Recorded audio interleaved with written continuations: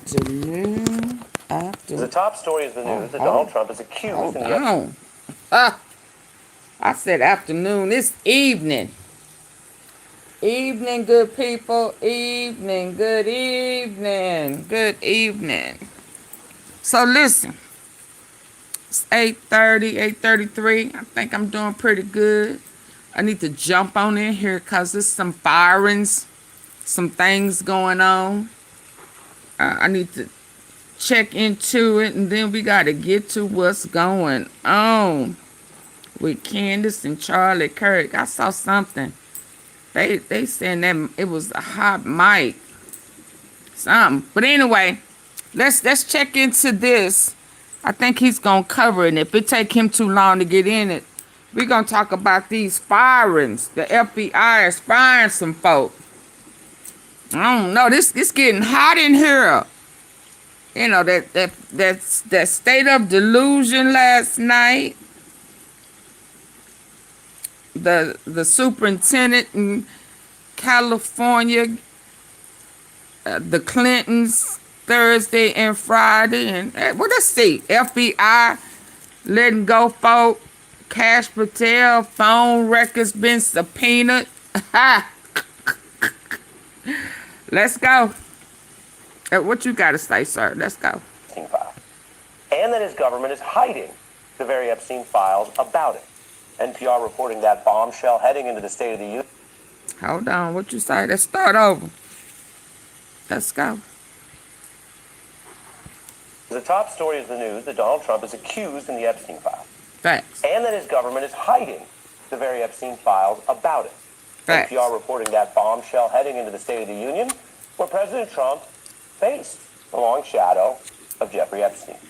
Indeed, it was one of these split-screen moments, depending on how you took in the State of the Union, because as I'm showing you right here in these photos, about a dozen Epstein survivors attended, and others showed their support for the survivors and transparency in various ways, including visible stickers and other insignia. Trump didn't even acknowledge them, and he didn't address what his administration is doing on this front or the big vote. I heard they was falling asleep. That's according to credible, independent reporting. Trump is hiding the files, according to lawmakers in both parties who have actually gone in to review them, the ones that they did release. And while politicos, people who follow this and say, okay, but isn't it obvious that Donald Trump would duck the issue in his speech because it's a weakness, even if it was the longest State of the Union ever, so he had time to hit all kinds of topics? But politically, people might say, why bring up your own weakness in the speech? But think about this tonight. His refusal to address the Epstein topic is still a total reversal from his recent... We promise a tenfold refund if it doesn't work. Traditional dentures can lead to jawbone loss and change your facial... campaign where Donald Trump ran on Epstein justice and transparency. He told interested MAGA podcasters... He ain't number lie. Y'all please come in hitting the like button. I know that some people think it is cool to sound unexcited or kind of surprised and cynically just down with everything that's happening these days, but this is, if you look at the actual facts, a total reversal. And he didn't release the files as he told those podcasters. He spent last year fighting it. Then he lost in Congress, which forced him to release millions under the new law. And yet he's still hiding the ones that implicate him, according to multiple reports. So Trump has dragged out this issue. He has actually made it last, angering MAGA supporters and Epstein victims alike. At this rate, Donald Trump's approach could ensure the Epstein issue haunts him through the rest of this year, the midterms, or maybe the rest of this last Trump term. So, do y'all want to hear that anger real quick? His Trump supporters, before I forget, since he said it, let's hear it. Let's hear an angry Trump supporter. Let's go. Because, damn it, he's going to try to screw with another one of our elections. Fuck him. Oh, what? Fuck him. What? He is a fascist. He's a pathological liar. He's a damn psychopath. He's utterly lawless, openly corrupt, and you know what? He's most likely a pedophile. Woo! We got a right now, our duty right now, as citizens of this country, is to meet this fucking moment. That's our job. What? Do we think he mad, or just mad? Is he mad, or just mad? What? Republican? What? No time to beat around the bush. We cannot normalize who he is. We can't Right normalize. now, as citizens of this country, is to meet this fucking moment. That's our job. He said, No cut time it. to beat around the bush. We cannot normalize who he is. We cannot normalize what he's doing to this country we love. We have to call him out. You gotta call him out. Oh, I think he mad. And I'm sure he wasn't mad at that black people are apes, not apes sign. I think he just mad. Oh, we. Him mad. Him mad. He said, cut the bull crap. No time to beat around the bush. We cannot normalize who he is. We cannot normalize what he's doing to this country we love. We have to call him out for what he is. We cannot normalize him. It's not right. It's not American. Oh, we got to meet the moment, and that takes courage. That means all of us have to have the courage to call this out for what it is. He committed crimes trying to overthrow an American election. Don't you for a moment believe he's not going to with and mess with the midterms. And our duty, our job is to blow him out of the water, come out in numbers like we ain't never seen. This is like my we fear. ain't And never it should seen. scare the hell out of all of us because, damn it, he's going to try to screw with another one of our elections. Him. Woo! He mad. So let's get on back over here. I just needed for y'all to know that what he was saying was true, baby. Because when I came across that, I said, oh, we gotta entertain that because him mad. Yeah, so when he said what he just said right here, let me back this thing up. It rang true. Let's go. I doubt this issue. He has actually made it last, angering MAGA supporters and Epstein victims alike. At this rate, Donald Trump's approach could ensure the Epstein issue haunts him through the rest of this year into the midterms, or maybe the rest of this last Trump term. So on substance, that's a betrayal of his promises. And on the politics, it is at a minimum odd, noticeably odd, and hurts his Republican Party. Unless you reason that maybe full transparency would hurt Trump even more. Remember, not so long ago that Trump was publicly and angrily denying even sending Epstein a birthday greeting, however, quote, bawdy or illicit, it's a card. He sued Fox News' sister outlet, The Journal, for even reporting that. And then I want to remind you what came after that. That might have just gone away. Got the birthday greeting here from an earlier file And saw the via signature. Congress that would corroborate the story. Trump has not dropped the lawsuit, which looks likely to lose. Trump likely to lose it, given the evidence you see on your screen. And Trump saying that thing that exists, that came directly from the Epstein estate, didn't happen and doesn't exist. It was also pretty big news when Trump's name first surfaced in some files. But those initial reports, deemed scandalous at the time, are dwarfed by the new reports this week of a possibly illegal DOJ cover-up of these FBI interviews with an Epstein-linked Trump accuser in these files. It's really something. It's really And something. every time there's been more evidence, more files, and more information, it's gotten worse for Trump. But Absolutely. not just Trump. We follow this story, and obviously something wrapped up with the President of the United States and what looks like an ongoing cover-up by his Justice Department is a big deal. You would start there. You often cover these stories by starting at the top. Right? But if you've watched our coverage, we continue to journalistically report on this wherever it leads, and it has hit It's a many felon other already, so individuals. he You could pull is a together criminal. just the action of the last few weeks, and it's a lot. Ooh, it's a lot. Powerful people in multiple countries, linked to both parties in America, losing jobs, some losing their whole companies, facing legal probes, arrests in England. We keep updating this list, and it's just one way to see part of it in one picture. And 7 now, I'm gonna show you FBI another way agents to was document fired this. today. Here is some of the news and the bombshells of just the past few weeks, reported by this and other news outlets in under 2 minutes. Please come in hitting the like button, even if you're in the bushes. Let's go. We actually have some breaking news related to Jeffrey Epstein. Former Treasury Secretary Larry Summers is resigning his academic and faculty appointments at Harvard. The latest chapter in an extended fall from grace for the renowned economist over his extensive ties to Jeffrey Epstein. Billionaire former Victoria's Secret CEO Les Wexner testified today in the House's investigation into Jeffrey Epstein. Commerce Secretary Howard Lutnick was grilled by Senator I'm sorry.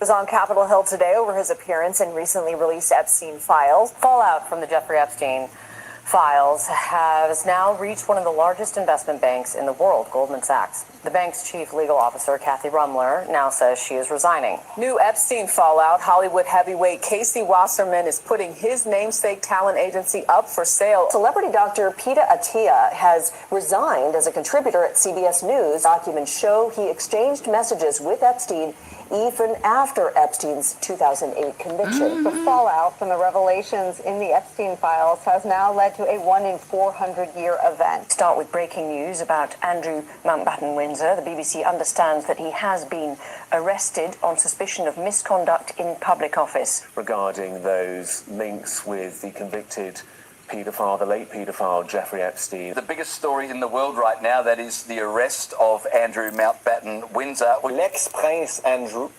techniquement, membre de la famille royale. Searches are currently ongoing at Royal Lodge. There's a maximum sentence of life imprisonment for Andrew. The first senior royal in modern history to be arrested. In the past few days, revelations from the release of the Epstein files have nearly brought down a prime minister, implicated royals, and launched investigators around the world into action. The rabbit All hole. those developments driven by the Epstein files that Congress forced the DOJ to release. And the It's pressure deep. continues. A Nobel Prize-winning scientist out from a top Columbia Institute, Bill Gates, apologizing for his ties to Epstein while reiterating he never visited the island or joined any wrongdoing. A former governor, Democrat Bob Kerrey, out from an energy company board. And while Trump's secrecy may be all about Trump, former Governor Kerry is not the only Democrat facing heat for an Epstein link. The new files have ousted a top official for Democratic presidents, as mentioned, ex-Treasury Secretary Larry Summers. He had tried to already step back from the university he once ran, Harvard. But new today, the former boss is out, pushed to resign his teaching post that he had tried to salvage. Summers losing a role that was the capstone of his career, just as Democratic lawyer Kathy Rumler was recently ousted from the elite bank Goldman Sachs, mentioned in that montage we just showed you. Those are two people at the top of the Democratic Party punished for their Epstein tie. While Donald Trump and his Commerce Secretary, who lied and was caught visiting Epstein Island by the files, are resisting calls for accountability Caught by the for files. arrest, that they have their own Epstein exposure. And if this were the end of the story, it might look like maybe Donald Trump outran this scandal too. But for many, including the legal process in the UK and elsewhere, this is the beginning. Those pieces of information and arrests and other accountability I just showed you are all in just these first weeks since the new files came out. Now, few people thought Republicans would join the effort to make Trump release the Epstein files that led to all this heat. If you go back, say, a year, when Trump was riding high and fresh off his election. And that's just about a year ago. Maybe by this time next year, the pressure could build further. One survivor pressing the contradiction of President Trump avoiding any mention at the State of the Union of one of the most bipartisan sweeping actions Congress has actually taken in this past year. All of the survivors have been advocating for months. We did help get an act of Congress, a bipartisan vote on the Epstein Files Transparency Act. I mean, that was an accomplishment that every American could celebrate, right? That was never brought up as part of this State of the Union. You know, there were opportunities and they weren't taken, and it is noted. Trump campaigned on releasing the files. Then So he did. famously, loudly, furiously fought against the thing he claimed to support. And then Congress made him do it anyway, and he released the files. And there was a day or two where he pretended to say he was for that in a very transparent political effort to spin the loss. Didn't really work. I think everyone knows what happened there. And the proof is in the State of the Union, because had he thought that he could continue spinning that, or if he genuinely thought this was a good thing he supported, he might mention it. It was the most bipartisan legal action the Congress. Can y'all hit the like button, please? 70 people in here, only 8 likes. Can you double tap the face of your phone or hit those 3 dots at the top? I would greatly appreciate it. I'm going to wait until, yeah, come on, let's get some up. Let's go. It's starting out wrong. Yeah, you can drop or go or hit the like button. Go somewhere else.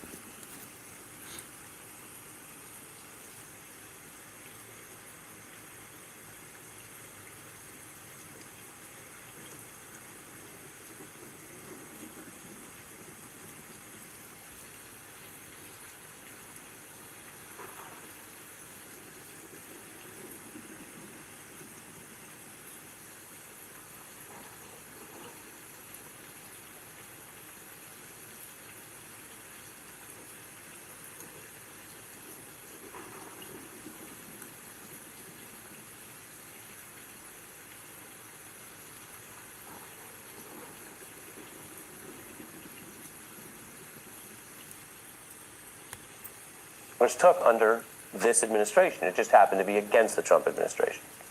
He's hiding the files, only he can explain why. And he's hiding the fact that they released some of the files because apparently he's not proud of that. Epstein files that led to all this heat. If you go back, say, I'm in the bushes, but I always give a thank you, Candy. And that's just about a year ago. Appreciate By this it. time next year, the pressure could build further. One survivor pressing the contradiction of President Trump avoiding any mention at the State of the Union of one of the most bipartisan sweeping actions Congress has actually taken in this past year. All of the survivors have been advocating for months. We did help get an act of Congress, a bipartisan vote on the Epstein Files Transparency Act. I mean, that was an accomplishment that every American could celebrate, right? That was never brought up as part of this State of the Union. You know, there were opportunities and they weren't taken, and it is noted. Trump campaigned on releasing the files.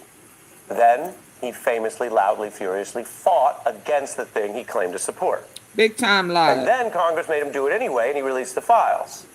And there was a day or two where he pretended to say he was for that in a very transparent political effort to spin the loss. Didn't really work. I think everyone knows what happened there. And the proof is in the State of the Union, because had he thought that he could continue spinning that, or if he genuinely thought this was a good thing he supported, he might mention it.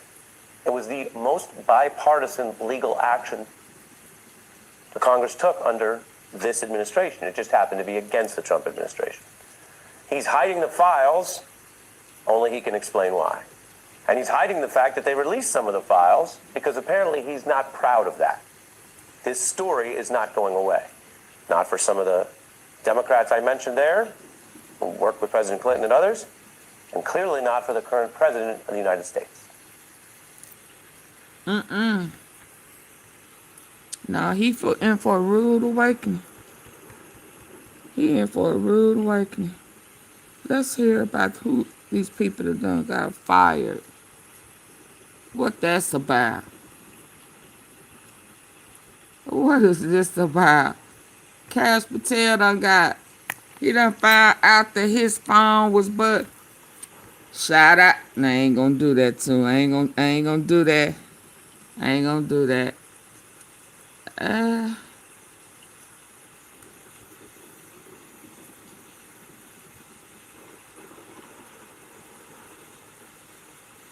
Let's hear this one. If you often go to the bathroom in the middle of the night, I suggest you eat 2 pieces a day. If you go to the bathroom several times in the middle of the night, I suggest... To those who defrauded them. Fraud czar nominee. Hold on. Let me back it up. Let's go.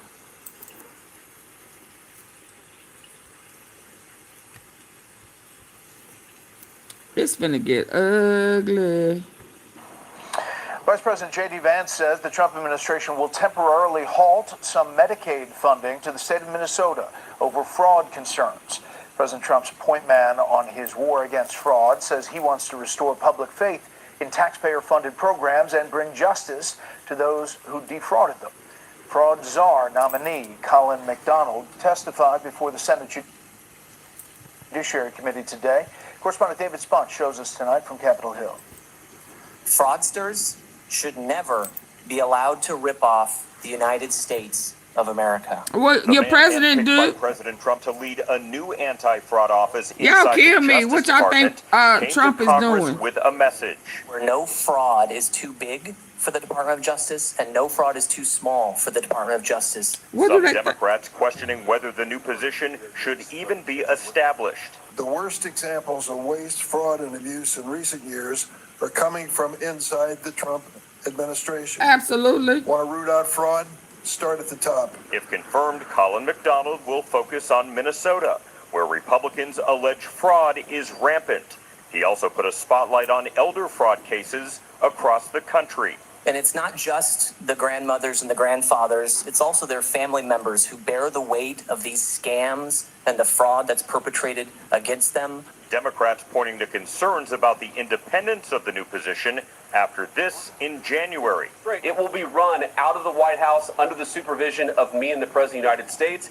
And this last night at the State of the Union. The war on fraud to be led by our How can he even say that? J.D. Vance. But McDonald, if confirmed, will report directly to the Attorney and Deputy Attorney General, who both shut down other It blow my mind. You like are the Consumer biggest Protection fraudster. Branch and Tax Division. Anti-money laundering violations are down 54%. Investigations into tax fraud schemes are down 63%. As you mentioned late this afternoon, Vice President Vance said that the administration would be pausing some Medicaid funding to Minnesota, but he did not give specifics there. Speaking of Minnesota, Governor Tim Walz and State Attorney General Keith Ellison will be here on Capitol Hill, Brett, next week to answer questions before Congress on TV about this alleged fraud in that state, Brett. David, another topic. The FBI Director Kash Patel out with an allegation that the prior FBI obtained his phone records, and not only his. What can you tell us about that? Brett, this has been breaking in the last hour or so. We are told that, according to Kash Patel, the FBI director, the prior bureau leadership obtained his phone records and phone records to current White House Chief of Staff Susie Wiles back in 2022 and 2023. This eventually led into the Jack Smith special counsel investigation into then former President Donald Trump. We're told that some of these the Jack records Smith are just toll records, investigation, which don't have specific information, records and phone records to current. So when you was hollering, the FBI have it, the Epstein files, they need to be released, and the reason they haven't been released is because of who's in it. And then when you got your position, you kind of, moonwalk. You did the Michael Jackson, So now you finding out, are you a clone?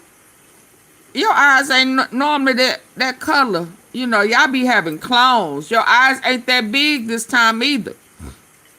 Is this the real Kash Patel? Well, what's going on? Because normally his eyes be big and buck and dark. But carry on. So now you finding out that they had pulled your phone records too. And you fired him. Is that why you fired him? Oh, y'all crooked. The prior Bureau leadership obtained his phone records and phone records to current White House Chief of Staff Susie Wiles back in 2022 and 2023. This eventually led into the Jack Smith special counsel investigation into then former President Donald Trump. We're told that some of these records are just toll records which don't have specific information other than times and dates. They don't have the actual content of calls. But two sources in the FBI say that Susie Wiles' attorney agreed to be recorded by FBI agents in 2023.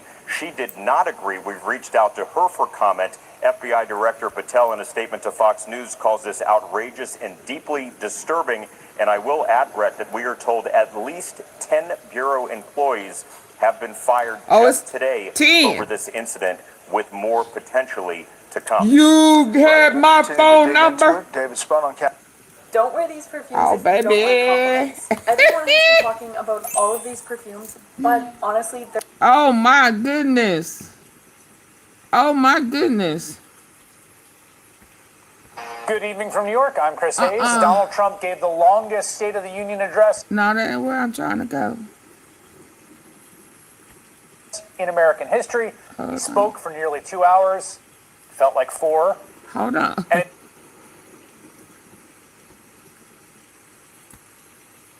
And their staff being fired. Unfortunately.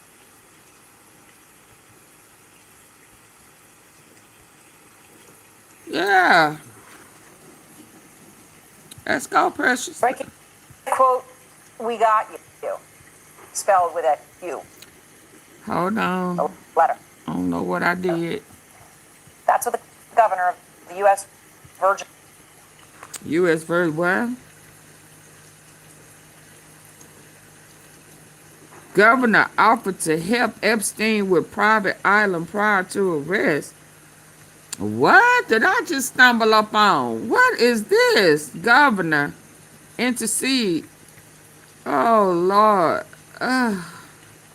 Everybody getting busted? I wasn't even trying to go here. Oh, Lord. Oh, Lord. Hey, Cynthia. Who was trying to help him? What governor? We got you. Spelled with a U, the letter. That's what the governor of the U.S. Virgin Islands told Jeffrey Epstein. I thought she was missing. We got you. Spelled with a U, the letter. That's what the governor of the U.S. Virgin Islands told Jeffrey Epstein just months before Epstein's arrest in 2019. Hey, Donald. Obviously, of Ronald. course, more than a decade after he was already convicted of soliciting a minor for prostitution back in 2008. Newly released Justice Department documents show that as regulators investigated unauthorized construction on one of Epstein's 2 private islands, issuing stop work orders and weighing potential fines, Epstein appealed directly to the island's governor for help. Text messages uncovered by K-File show Governor Albert Bryan Jr. telling Epstein he had asked one of the regulators to, quote, hold everything until speaking with him. I saw somewhere he was on Epstein's plane and somebody said, can anybody tell me who this man was?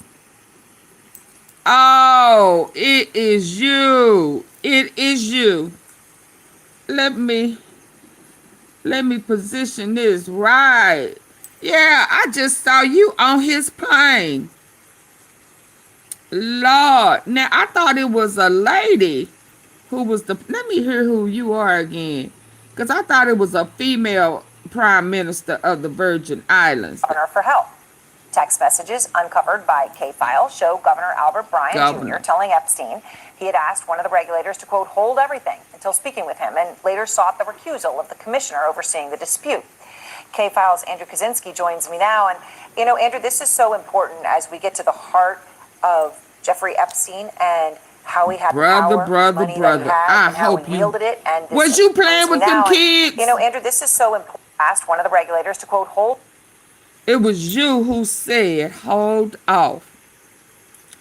My.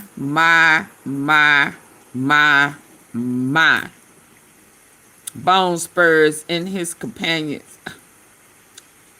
Did you know he was playing? Y'all hit the like button. Daria Alicia says the tea is hot. Hot. Hit the like button. I am too outdone. It was you who said, hold off investigating him. Lord have Uncovered by mercy. K-Files show Governor Albert Bryan Jr. telling Epstein he had asked one of the regulators to, quote, hold everything until speaking with him, and later sought the recusal of the commissioner overseeing the dispute. K-Files' Andrew Kaczynski joins me now. And, you know, Andrew, this is so important as we get to the heart of Jeffrey Epstein and how he had the power, money that he had, and how he wielded it, and this entire circle. So this gets to the influence and how he wielded it. What do these messages reveal? Yeah, and you hit it right there. These messages, they offer a rare window into how Epstein operated in the U.S. Virgin Islands, where he leveraged his wealth, business footprint, and promises of investment to try to influence local officials. Now, I want to give people a little background here. Epstein had deep roots in the Virgin Islands. He bought his private island, Little St. James, in the 1990s. He later expanded. You can see them both there. He later expanded his footprint in 2016 and purchased neighboring Great St. James. And the permits show that he had plans to build docks, roads, residencies, and other development. And this is where these texts with the governor come into play. Now, by December 2018, good, I never ever did regulators either. were scrutinizing construction on Great St. James. The Virginian Islands Department of Planning and Natural Resources had issued a stop work order and began reviewing potential violations. Epstein then reaches out directly to then the newly elected governor, Democrat Albert Bryan Jr. Look at this exchange between the two. Epstein complained about potential fines, and Bryan said he spoke to John Pierre Orell, that is the commissioner of the department, who they're calling JP in these texts, and he asked him, Bryan said he had asked him to, quote, hold everything until he and the attorney spoke to me. Later, Epstein complains that the same commissioner, JP, was, quote, going after me in the press, to which Bryan responded that he had asked the commissioner to recuse himself, and then in another subsequent message, Bryan wrote, I asked him to recuse himself and concede on all previous permit requests. Now, the documents don't show whether any enforcement decisions were ultimately changed, but what they do show is this. There was an active regulatory dispute. Epstein was communicating directly with the governor of the territory, and the governor was telling him that he was intervening on his behalf. Later, when Bryan was asked under oath in a 2023 deposition whether he'd received, Epstein received any special favors. I mean, they just had favor all over the place, didn't they? Simply no. All right, Andrew, obviously your reporting is very illuminating on that front, and also shows this is not just a few text messages, okay? So when, again, we get to power and how he was wielding it. 3 months worth of text messages. 3 months worth. January, and they end in June. Obviously, Epstein is then arrested in July. Okay, and as you point out, this all went down, this whole back and forth 11 years after he was, you know. And after the Miami Herald's investigative series, which was in the November of 2018. Right, so all of this then is known. There were meetings, there were attempts to meet as well that you've unveiled here. What do the records show? Well, Aaron, that's right. The messages suggest this was not their first contact. Emails from September 2018, while Bryan was campaigning for governor, show aides coordinating a meeting between Bryan and Epstein at Epstein's financial firm in the Virgin Islands. In April 2019, as this dispute was unfolding, Epstein texted Bryan right there. He says, can you spare 15 minutes? To which Bryan replied, for you, absolutely. Epstein and Bryan then coordinated the meeting. It would appear to be the office of Epstein's longtime Virgin Islands tax attorney. For you. Islands in April 2019. For you, I mean, was this a broham? For you? Is that a love thing? What do you mean for you? Yeah. This anything was for you, boo. Epstein texted Bryan right there. He says, can you spare 15 minutes? To which Bryan replied, for you, absolutely. Epstein and Bryan then coordinated the meeting. It would appear to be the office of Epstein's longtime Virgin Islands tax attorney. There are also emails referencing additional meetings and phone calls, including, again, outreach through his longtime Virgin Islands attorney. So the documents show an ongoing line of communication, both during Bryan's campaign and later as Epstein was dealing with the regulators. Now, we reached out to Bryan and his spokespeople many times over the past 5 days, and we did not hear back from any of them. All right, and of course, you'll let us know if you do. It is amazing, though, all of this every day, new information coming out, digging through these files. And I say that in the context of, you know, we're weeks past the stuff coming out. We're getting more every day, even so. And Ro Khanna said on this show last night that we only have, he said, half of the documents that are out there, and the half we don't have, he says, is the bad half. Think about that. Breaking news regarding those apparent missing Epstein files related to President Trump. I want to bring in CNN correspondent Kara Scannell. Kara, you just got this update from the Justice Department. What are they saying? Yeah, Casey, as you remember, CNN and other news outlets Pamela. have reported that there appeared to be about 90 302s. Those are the FBI interviews with witness reports missing from the Epstein files that are publicly available, all coming from a privilege log that was turned over to Epstein's accomplice, Ghislaine Maxwell's attorneys. 3 of those 302s that appear to be missing relate to a woman who claimed that she was sexually assaulted by Jeffrey Epstein and said that she was sexually assaulted by Donald Trump in the 1980s. Initially, DOJ said that the documents were either not posted because they were duplicative, they were privileged, or they were part of an ongoing investigation. We just got a new statement from the Justice Department where they say, as the Department of Justice has consistently said and has done since the January 30th, 2026 publication of the Epstein files, if any member of the public, including victims, reported concerns with information in the pages, the department would review, make any corrections, and republish online. Several individuals and news outlets have recently flagged files related to documents produced to Ghislaine Maxwell in discovery of her criminal case that they claim appear to be missing. As with all documents that have been flagged by the public, the department is currently reviewing files within that category of the production. Should any document be found to have been improperly tagged in the review process and is responsive to the act, the department will, of course, publish it consistent with the law. So now DOJ saying it is going to review this tranche of records that CNN and others have been able to identify based on the serial number, so it shouldn't be difficult for them to locate them in theory, and so that they will review them and then publish them if it is complying with the act. So we will wait to see what hits those public records in the next couple hours and days, Casey. All right, fair enough. Kara Scannell, thanks very much for that reporting. Sochi Hinojosa, you were kind of nodding along with Kara just because you worked at the Department of Justice. I think you have an understanding of what this is. I mean, she did a good job of laying it out. But, I mean, why do we know these are there? What does it say that they're missing? He's not going. Well, it essentially is saying that there are these FBI files, that they're normally interviews of witnesses, etc., that I am assuming are potentially in other places within the FBI, etc.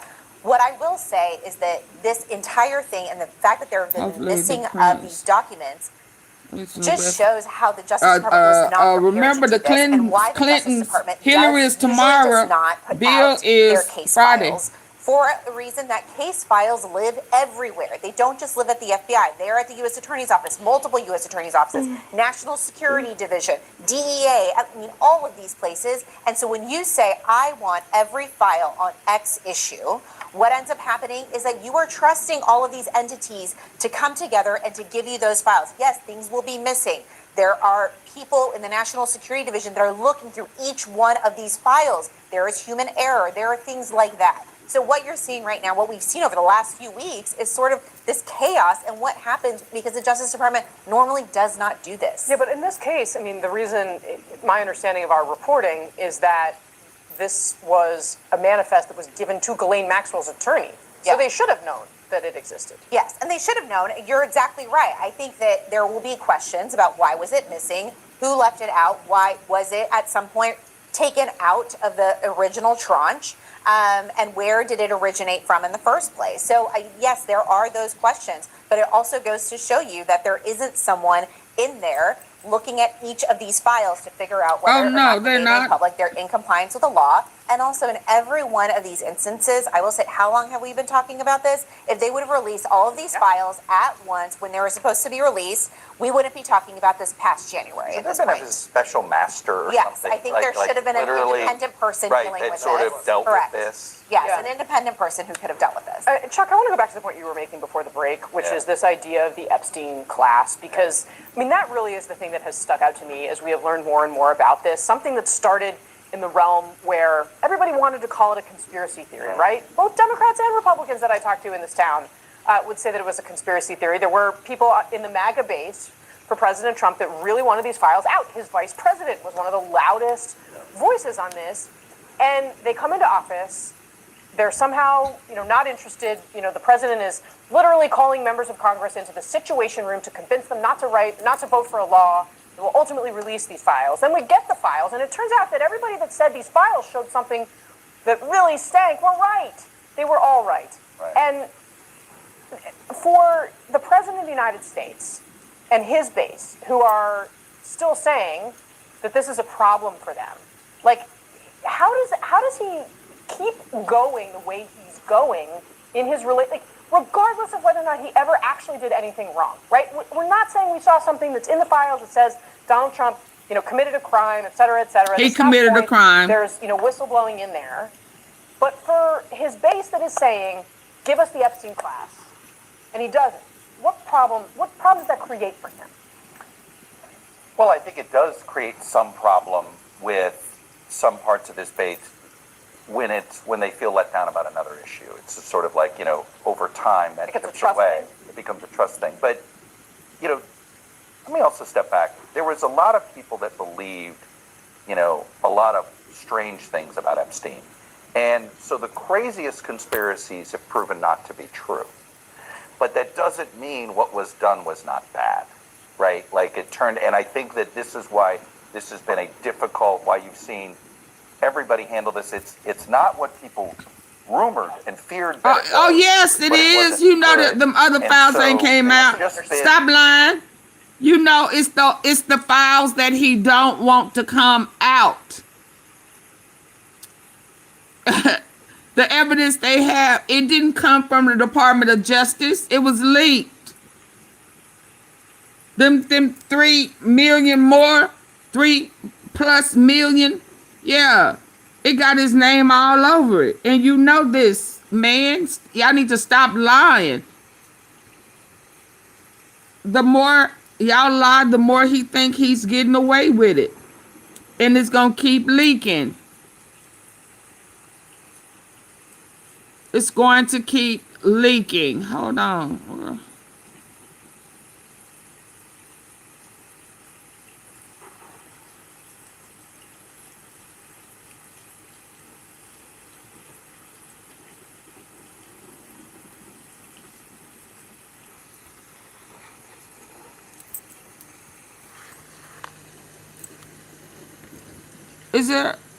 Is there really? I need to hear that. I don't think it's a video out there where he admitted it. Hold on. But I'm a listen.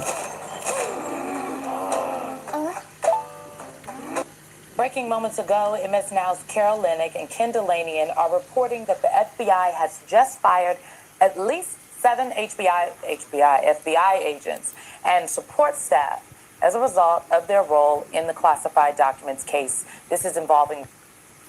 Breaking moments ago, MS Now's Carol Linick and Ken Delanian are reporting that the FBI has just fired at least 7 FBI agents and support staff as a result of their role in the classified documents case. This is involving records Donald Trump kept at his club at Mar-a-Lago. Now, that is according to 3 people familiar with the matter. An FBI spokesperson did not immediately respond to a request for comment on the terminations. Well, MS Now's senior investigative correspondent Carol Linick, who just broke that story, joins us. Also with us is Christina Greer, associate professor of political science at Fordham University. She's the author of How to Build a Democracy, From Fannie Lou Hamer and Barbara Jordan to Stacey Abrams. Carol, please talk us through your reporting and which questions still remain. Well, Alicia, I thought we were done with FBI agents being fired en masse, but tonight we got a tip that, and it wasn't that hard to confirm, that multiple agents and some support staff, at least 7 agents, were fired in relationship to their role in the Mar-a-Lago, what's known as the Mar-a-Lago documents case. You'll remember the FBI opened an investigation after determining there was probable cause to believe that Donald Trump had top secret classified records at his club when he was no longer president after he had left office in January of 2021. These individuals who were fired, we are told by sources, were fired because they played some role in seeking investigative materials and specifically phone records, metadata about the phone calls of Kash Patel, who is now the FBI director, and Susie Wiles, who is now the chief of staff for the White House. The choice of these firings now is interesting because the FBI director fired, or his predecessor fired, many FBI agents immediately after Donald Trump's inauguration. So the question arises, why now are these individuals considered suspect or unprofessional or violating their oath of office? How does this play out then? I mean, what is it because there's some concern about looking at the metadata related to Susie Wiles and Kash Patel at that time? Help us understand what the thing is that relates to the firing of these individuals. Great question, Michael. And I know a thing or two about how Kash Patel and Susie Wiles were both being examined in this investigation back in the day when it started in February of 2022. The documents case took a lot of twists and turns during the Biden administration, but one of the things that the FBI was looking into was that Kash Patel made the claim famously in the summer, I believe it was May of 2022, that he had personally seen Donald Trump, when he was president, declassify a whole host of records. And the FBI was trying to figure out, was that a bogus claim, or was there any veracity to it? With regard to Susie Wiles, she was very prominently the head of Donald Trump's Political Action Committee when he was considering running for office again. And there was a tip the FBI was hunting down at the time of this classified documents probe when Trump was out of office and Biden was in office. The tip was that Donald Trump had been on a private plane with Susie Wiles and had shown her a classified document, which would be illegal to both have. Of 2022, the documents case took a lot of twists and turns during the Biden administration, but one of the things that the FBI was looking into was that Kash Patel made the claim famously in the summer, I believe it was May of 2022, that he had personally seen Donald Trump, when he was president, declassify a whole host of records. And the FBI was trying to figure out, was that a bogus claim, or was there any veracity to it? With regard to Susie Wiles, she was very prominently the head of Donald Trump's Political Action Committee. This when was he played before. Some role in seeking investigative materials and specifically phone records, metadata about the phone calls of Kash Patel, who is now the FBI director, and Susie Wiles. 7 agents were fired in relationship to their role in the Mar-a-Lago, what's known as the Mar-a-Lago documents case. You'll remember the FBI opened an investigation after determining there was probable cause to believe that Donald Trump had top secret classified records at his club when he was no longer president after he had left office in January of 2021.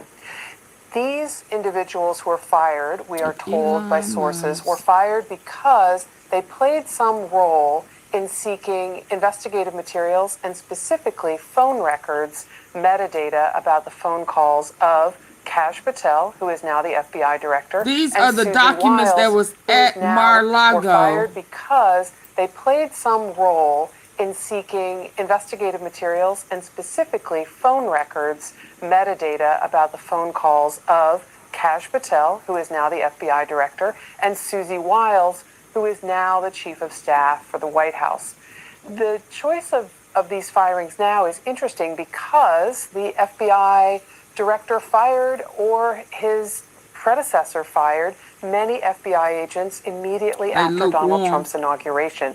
So the question arises, why now are these individuals considered suspect or unprofessional or violating their oath of office? How does this play out then? I mean, what is it because there's some concern about looking at the metadata related to Susie Wiles and Kash Patel at that time? Help us understand what the thing is that relates to the firing of these individuals. Great question, Michael. And I know a thing or two about how Kash Patel and Susie Wiles were both being examined in this investigation back in the day when it started in February of 2022.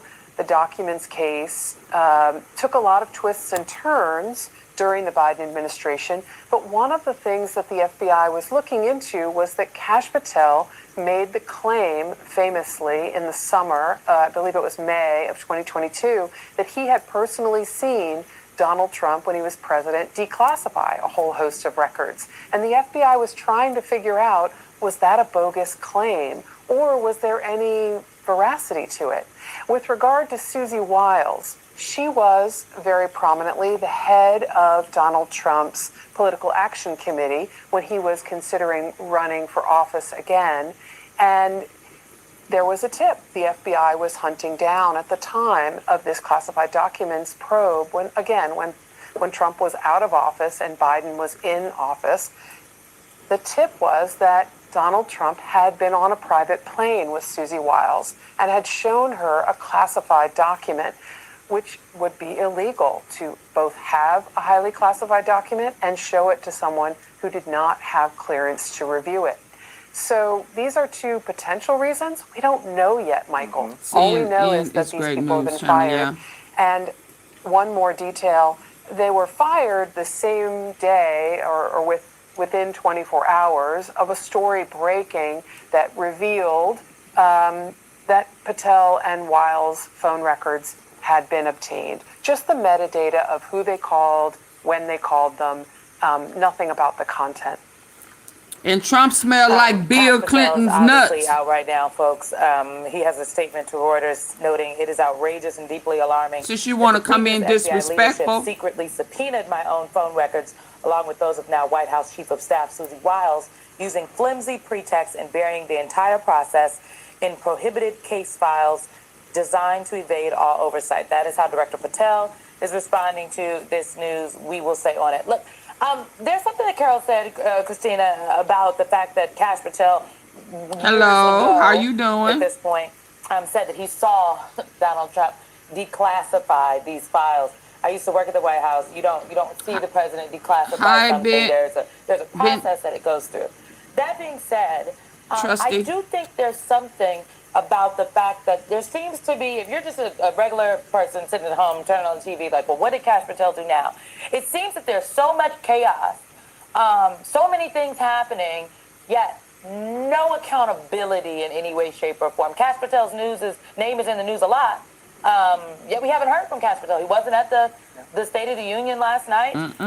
He's putting out statements to Reuters, and I believe has been on some conservative media, but he has yet to come before the American people, before Congress, and answer questions. I'm sure Carol Lennick has a call in and has yet to hear from him. Can y'all hit the like button for me, please? Reporting by Carolyn Kent.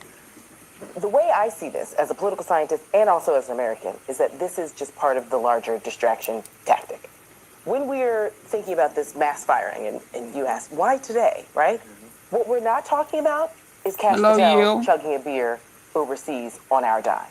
What we're not talking about is the Epstein debacle and missing files from independent, but would definitely be going Democrat for Donald Trump, right? With people who have said that they knew him and saw him. And I will note, Reuters even said they couldn't independently verify Kash Patel's claims that he gave to them. It can't get worse than this. So all of the facts that we should be discussing, we're not talking about a disastrous State of the Union where the president just sort of skips over the fact that many Americans don't see cheaper prices for gas, for eggs, for home buying, how he said that we should pay more for your house, right? We're not talking about a State of the Union where it's the longest in history and he's unraveled and unhinged. And, hey guys, am I free to go? Absolutely disrespectful to a whole entire political party. What we are talking about is this sort of shocker of a mass firing. So it's this constant distraction with this administration that we've seen for the past year, where whenever trying to find that leak. Something that is in that's the just moment, kind of how Turning Point. Erika did it. Turning Point. Trying to find the mole. Which was incredibly important for the future of our democracy. Where it's like, oh, I'll make a deal with Iran. Really, I think that we should actually spend more than 6 minutes talking about winning in hockey and maybe what this means for us internationally and domestically, fiscally, and also for our personal safety. But no, we can't even discuss that because now we have these mass firings that are coming on the heels of something that happened years ago that in of itself is incredibly important to discuss. So the exhaustion of it all, as Alicia sort of has laid out, is that point of this administration is to keep us on our back heels constantly so we can't see what is in front of us. And I think a lot of people want a little more clarity on these Epstein files. I think a lot of people want a little more clarity on what the future of our nation looks like financially. I think a lot of people want a little more clarity about what the president did, not just during his first term, but in those 4 years when he was not in office. I think a lot of people want a little more clarity about, these false claims that he made all last night about election security, about how well we're doing as an economy. The list goes on and on. And now we have to talk about 7 people and their staff being fired. Unfortunately for the president, we have walked and chewed gum at the same time. We're doing it all. And it's why, Carol, I want you to just level set for us and remind us what things look like in normal times. Let's say there was a political vendetta inside a Department of Justice. These agents just get assigned to cases. Like, these, of all the folks to hold responsible, holding the agents responsible, it doesn't even really make sense. I have to agree, just based on reporting experience about the FBI and the Department of Justice, and specifically about this investigation that's allegedly at the core of why these individuals were fired. It didn't make sense when a host of DOJ employees who oversaw and were the premier experts on counterterrorism were fired, other than they played a role in investigations of Donald Trump, either on election interference or the classified documents case. And you're so right about FBI agents specifically, because they are assigned by their supervisors to take these cases. It's not like they're jumping up and down and saying what they want to do and what they want to investigate. On top of that, toll records are really the most basic kind of record that the FBI obtains on the regular in any investigation to basically determine who was calling who are they in contact with, who's their circle. If you're looking into someone who puts up their hand and says, I saw the president declassify all these records, this investigation is a waste of time. Or if you have a lead that a top political ally of the president's saw classified records and was shown them by a former president. I'm going to underline one thing Christina said, if I may. I really appreciated what she said about the reporting, but also about keeping us on our back heels. I'm a reporter. I just try to get the facts, but the facts here are a little odd. The timing of this firing comes after Kash Patel, we are told, was in a little bit of hot water with the White House. Because while Donald Trump doesn't really have any big concern about Patel maybe flying around on the jet 1 or 2 more times than he maybe can arguably say was a business trip, he does not like drunkenness and heavy-duty drinking, and that's an allergic reaction that he has to that. We heard from the administration that Patel was in a bit of trouble. So it's really interesting that now the White House Chief of Staff, who makes all the decisions about personnel ultimately, she's the final word. It's now interesting to see people fired in her name in defense of her, allegedly.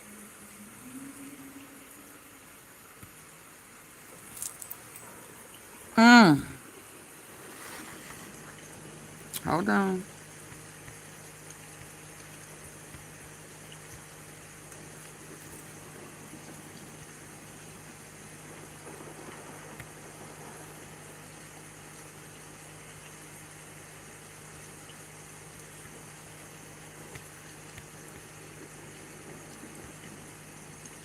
I need for y'all to hit the like button for me. Come on. It's coming.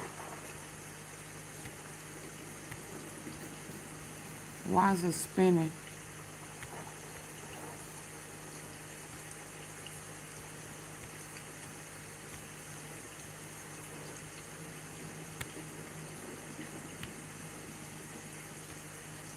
I don't know what happened. It done froze on me.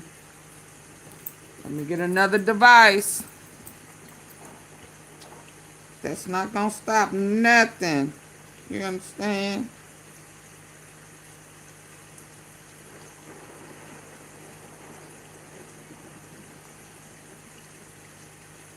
Why is it spinning?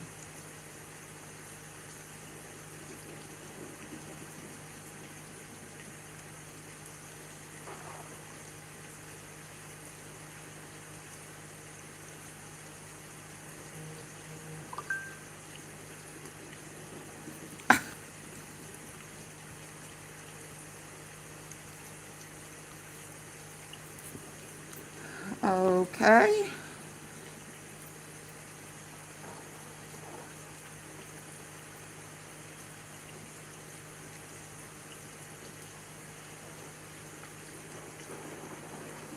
It done went white and everything.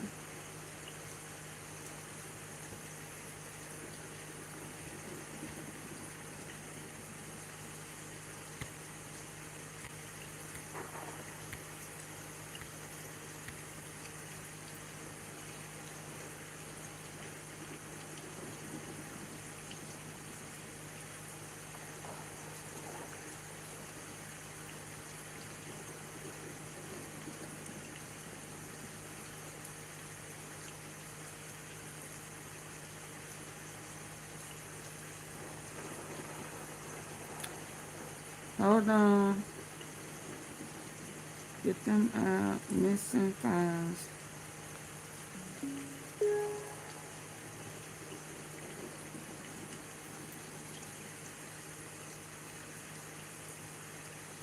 The exciting part, hungry room. Jesse Weather. By the way, if you're into content creation, if you're putting things out on social media, have you ever wondered how we're able to share so many of these clips? And in minutes, you will have perfectly edited clip that can get you viral. Major issue. Although, when we looked at it, there is some stuff that's maybe not entirely clear. So I'm going to go through that. But here's the big picture. I'm trying to get back in, y'all. These millions of pages of documents through the Epstein Files Transparency Act. There has been a rumor, a belief, an allegation that the DOJ wasn't actually transparent. Whether or not they are hiding something. Whether or not you are seeing everything there is to see. And by the way, that comes in multiple forms. You have members of Congress reviewing the unredacted Epstein files at the Department of Justice, claiming there were redactions that should have not been made, or that there needs to be further investigations despite what the DOJ says. Many people will refuse to accept or believe the DOJ FBI's assessment that there is no evidence of third parties other than Epstein or his convicted accomplice Ghislaine Maxwell sexually abusing women or girls. I've mentioned this before, I'll mention it again. You had the FBI internal case summary. Within the Epstein files, there was this internal memo that said, the case agents and AUSAs ensured that all videos and images from the case file and from Epstein's residences and devices were reviewed for evidence of a crime. Those reviews reveal no evidence from any of the searches we conducted. He didn't mention it last night, of course, because he didn't want to. Good evening from New York. I'm Chris Hayes. Donald Trump gave the longest State of the Union address in American history. He spoke for nearly 2 hours. Felt like 4. And it's even more impressive when you consider he did not have a lot of legislative victories to brag about. I mean, that's normally how these things are supposed to go, particularly when you've got unified governance, right? You tout all the bills you've signed into law, all the wonderful things you've done. But Trump has overseen one of the least productive Congresses in U.S. history. And that's even though his party controls both houses. And so he only actually mentioned one bill he passed last night, the budget-busting big bill that slashed public services and gave more tax breaks to corporations and billionaires. And he definitely neglected to mention one of the most consequential bills that he signed into law. That is the Epstein Files Transparency Act. That is a Donald Trump law. It has Donald J. Trump's signature right on it. He didn't mention it last night, of course, because he didn't want to pass that law. In fact, Speaker Mike Johnson shut down the House for months last summer, and again in the fall, in order to avoid delivering the votes to pass it. And then the whole thing was forced on Trump against his will by a near unanimous vote of Congress in both the House and the Senate. Dang, then, I had something. once it was signed, the administration went out touting it. This administration released over 3 million pages of documents, over 3 million, and Donald Trump signed that law to release all of those documents. He is the most transparent president in Making the nation's smoked salmon history. and get with. Hold on. I got 3 things The going. most transparent president in the nation's history. I want you to put a pin in that one. You see, because his Department of Justice has, of course, fought the law at every time. At every turn, they've slow-rolled to release the files. They've cherry-picked them for political effect. They've been trying to put the Epstein story behind them because we all know Trump and Jeffrey Epstein were close friends for many years.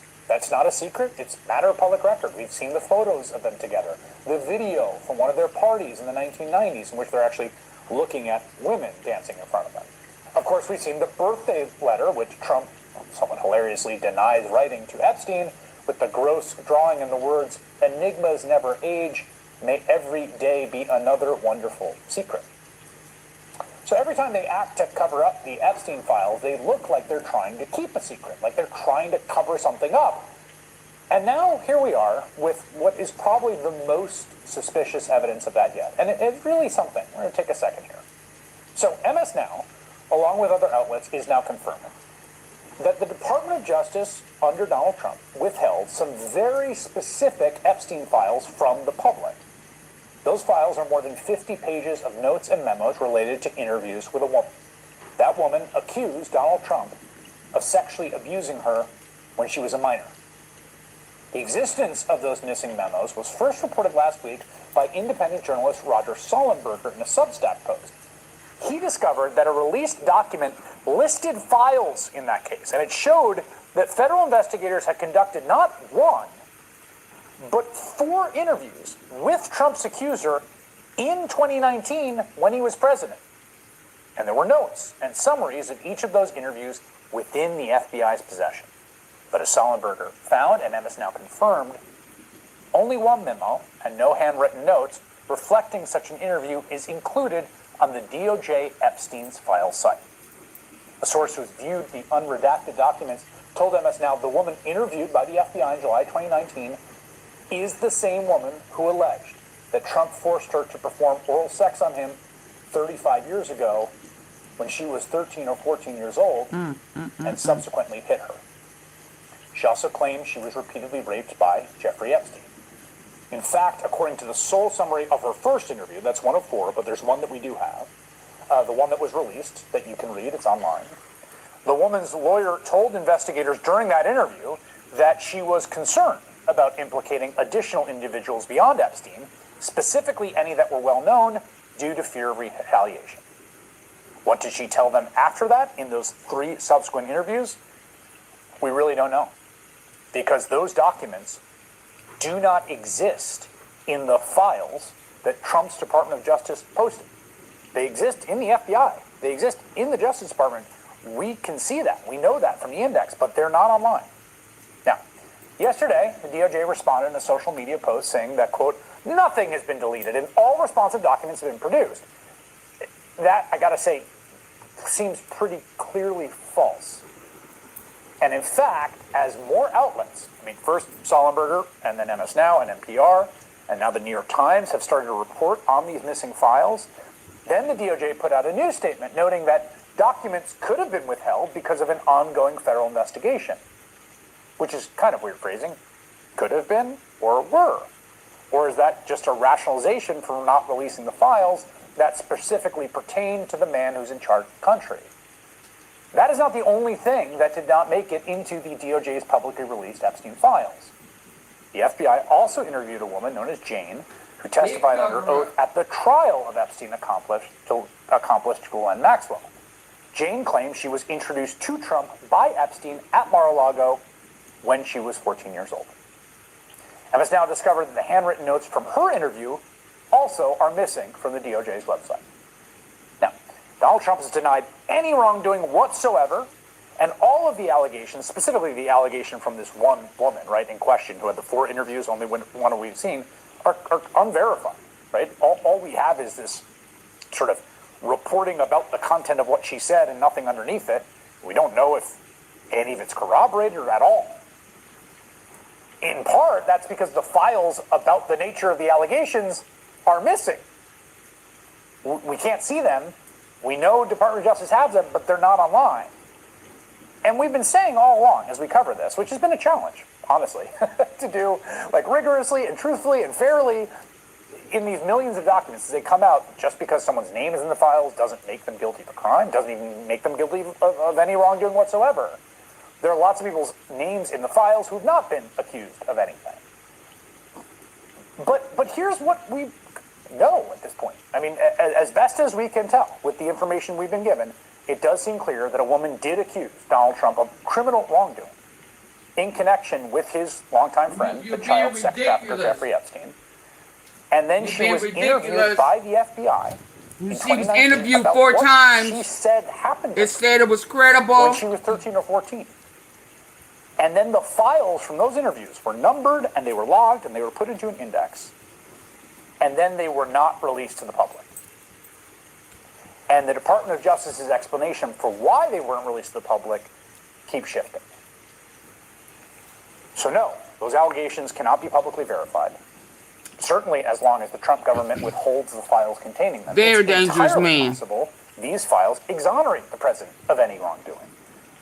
But then if they did, why wouldn't this government want them released?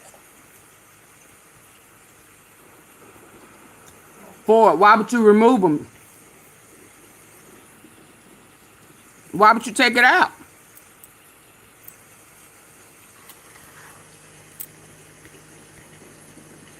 If you didn't think it was of harm, and they say it's bad.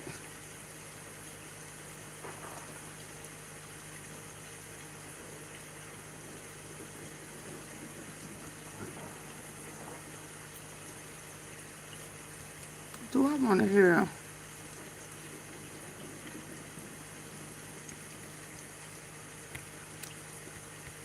The searches we conducted or any of the files we reviewed that any videos or other images exist of any victims in this case being sexually abused, nor did those reviews reveal any evidence that anyone other than Epstein and Maxwell participated in the sexual abuse of victims in this case. We are aware of the theories circulated in the media and online that Epstein video recorded the abuse of his victims, including by other men, but we have found no evidence to support that theory. Indeed, had we found such videos, we certainly would have used them as evidence in the criminal case. Guys, you took them out. Prosecuted and would have pursued any leads they generated. We did not, however, locate any such videos. I read through that fast because I mentioned it before, but here's the thing. I want to get to this. With all that in mind, you now have this reporting by NPR that I want to break down. The outlet claims that there are more than 50 pages of FBI interviews and notes that are missing right now, and that they regard this accusation that Donald Trump years ago sexually abused a child. So the natural question is, why does NPR believe this? And by the way, I should tell you, you have to assume for an outlet like NPR to make such a claim, to make such a report against the sitting president of the United States, and by the way, they made this on the eve of his State of the Union address, they better feel pretty confident in their analysis and reporting to do this, okay? Otherwise, they could potentially subject themselves to intense blowback and maybe even legal liability. So the reason they I need for y'all to hit the like button. They claim they looked at the serial numbers of the pages in the Epstein files, and they say there are, quote, dozens of pages that look like they were cataloged by the Department of Justice, but are missing.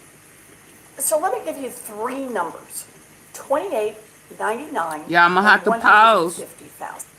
They weren't released. If y'all don't get the likes up. Further, I want to remind everybody about the law here and what the Department of Justice is technically permitted to exclude from release under the Epstein Files Transparency Act.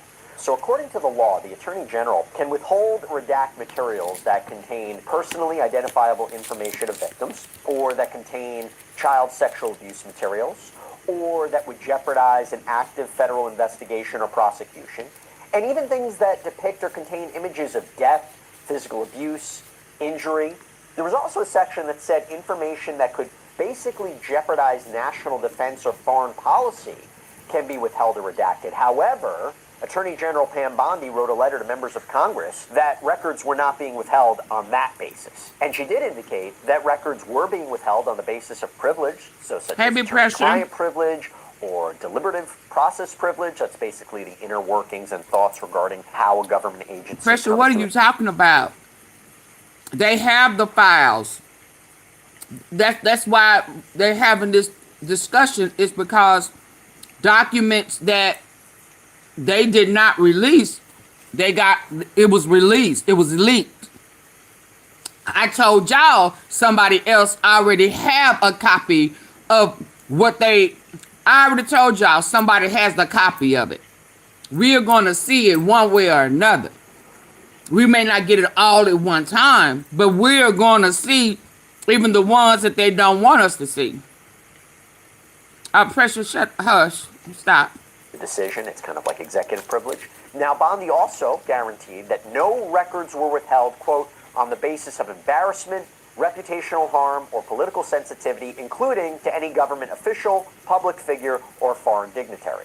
Natural conclusion would be if there was something embarrassing about the president, they're not going to withhold it. So the question is, as we go through this, if there were materials withheld, were they withheld under one of those other exceptions?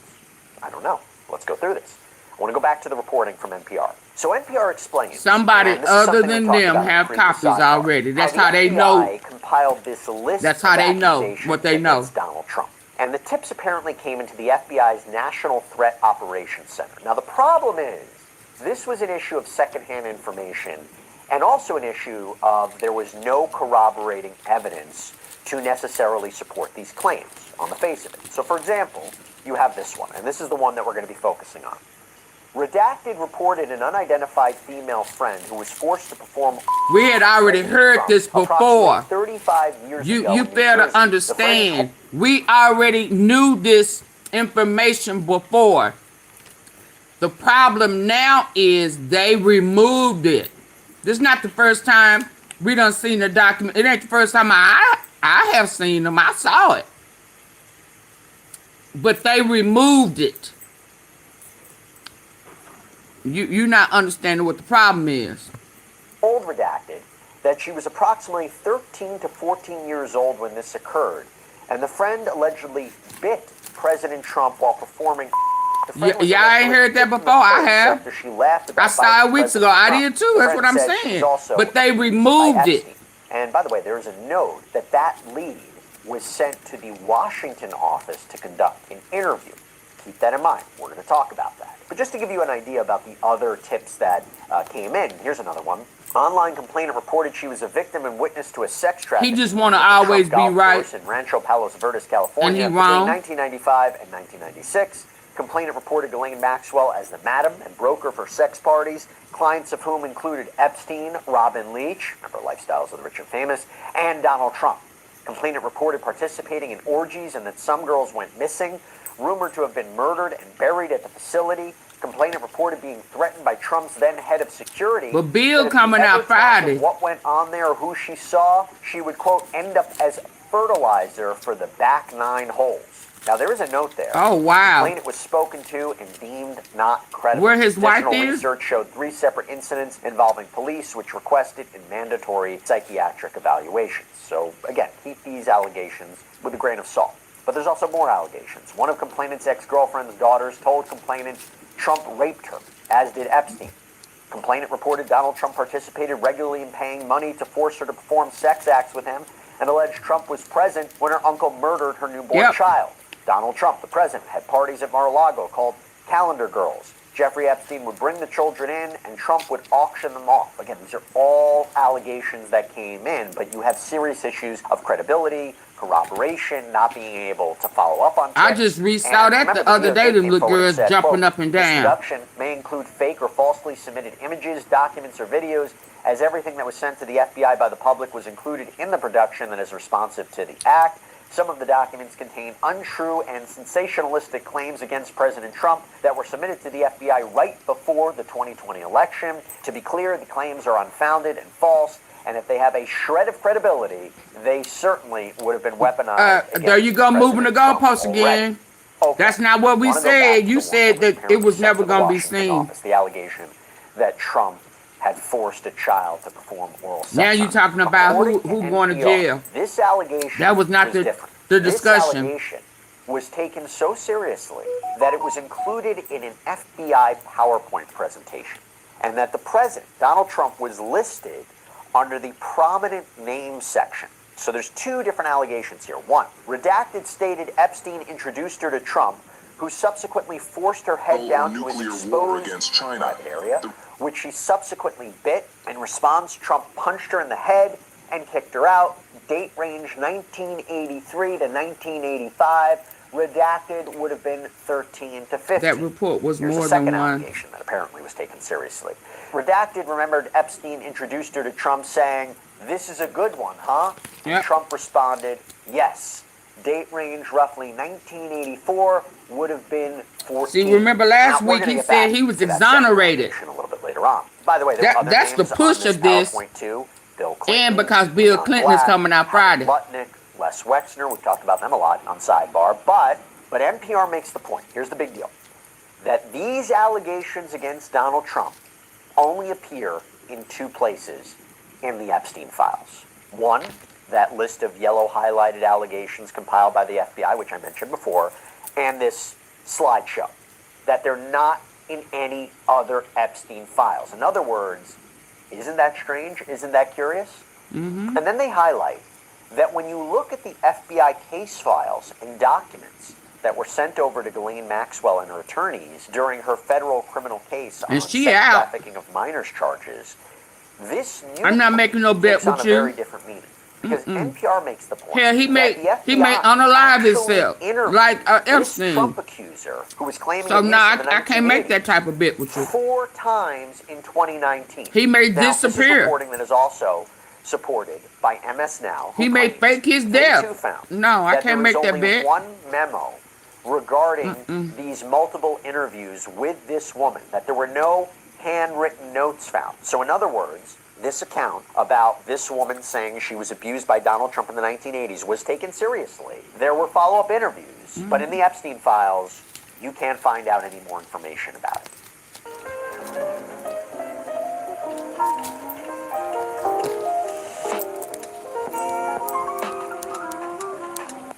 Now, how does NPR know that this accuser was interviewed 4 times? This is where it gets a little bit tricky.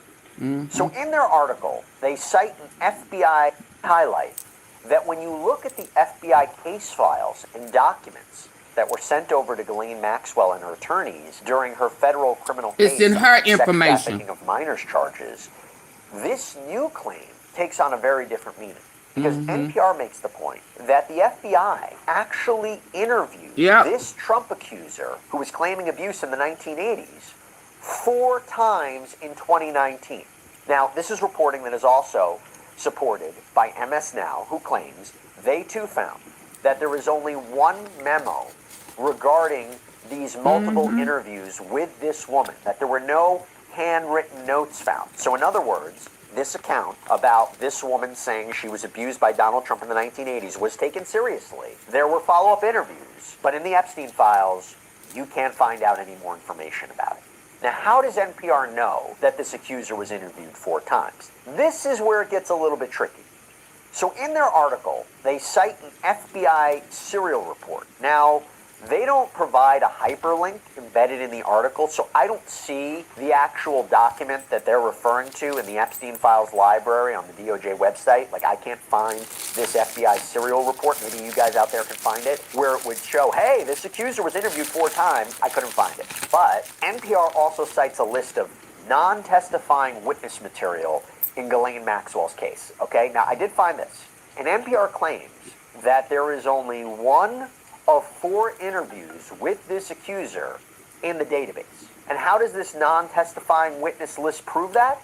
So I go to the reporting from independent political reporter Roger Sollenberger, and by the way, NPR even cites his reporting. He claimed on X that this Trump accuser's case file number is 3501.045. Now, to be clear, I'm not sure how he knows this, but assume for a moment that he's correct. When you go to page 8 of this full chart, next to that file number, hey, Mrs. Tom, there do appear to be 4 separate interviews on 4 separate dates. They're called 302 interviews. 302 is the form that's used by the FBI to memorialize an interview and usually includes handwritten notes that are later used to support testimony. But according to Sollenberger and NPR and MS Now, there is only 1 interview that is available and able to be seen in the Epstein files. The one seemingly conducted on July 24th, 2019, this initial one. So now you might be saying, okay, wait, where are the other interviews with this person or about this person, right? Pam Bondi. We get to that. But if you go to this first interview, okay, and again, seemingly the only publicly available interview with this person, and if we assume this is the Trump accuser, this person describes mostly her abuse at the hands of Epstein. But then I want you to listen to this section that is in the interview. It says, quote, Redacted later viewed the image sent to her with her friend and neighbor Redacted. Redacted told Redacted, that is the person who has caused me great harm and affected my entire life. He's a nightmare. A Upon request by the agents, Redacted accessed the image, and before she showed the picture to the interviewing agents, Redacted asked whether she could crop the photograph to include only the man she was referring to, essentially cropping out one or more individuals also included in the picture. Redacted attorney, Mr. Redacted, offhandedly mentioned the word president while looking at the image on the cell phone. The agents asked whether Redacted would be comfortable explaining why she wanted to crop the photograph. When Redacted hesitated, Redacted attorney advised Redacted was concerned about implicating additional individuals, and specifically any that were well known, due to fear of retaliation. The agents advised Redacted she could crop the image to show only what she felt comfortable with if she felt it was necessary. Administrative note, Redacted agreed to allow the agents to take a photograph of the cropped image. Of note, the particular image sent to her by Redacted was recognized by agents as a widely distributed photograph of Jeffrey Epstein and current United States President Donald Trump. The cropped image Redacted provided to the agents only included Jeffrey Epstein. Redacted advised the agent she was 100% positive the man in the photograph was Jeff, the man who she initially believed she was hired to babysit for and who sexually abused Redacted multiple times beginning when she was approximately 13 years old on Redacted. So, if I understand this correctly, she went to babysit. this interview, she doesn't come out and say that Donald Trump sexually assaulted her or anybody else. Rather, there seems to be an effort to make sure he's not included in her allegations. There is a hint of concern regarding Trump being identified, right? Now, why? Could it be...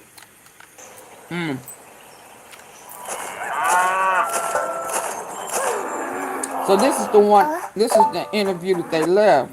Hold on.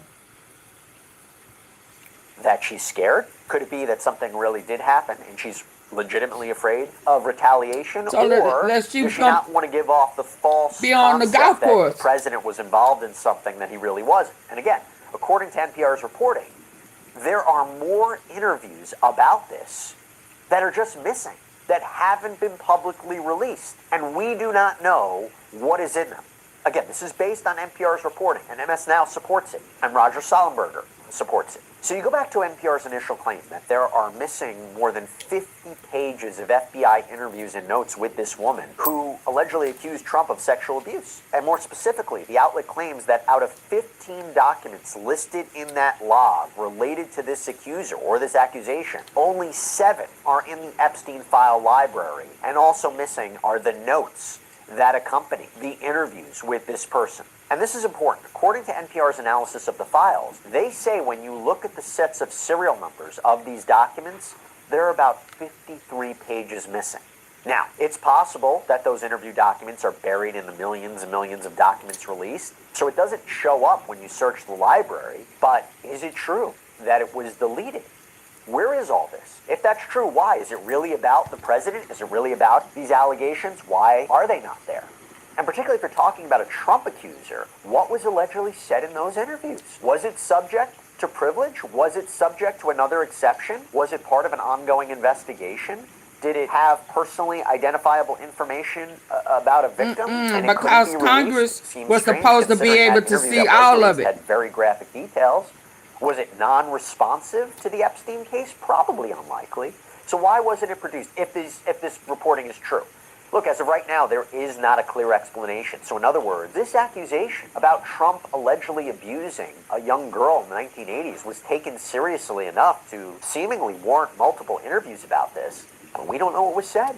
And look, I'm piecing together the reporting from Sollenberger and NPR and MS Now to kind of make sense of all this and these allegations, but if true, you can understand why this is concerning.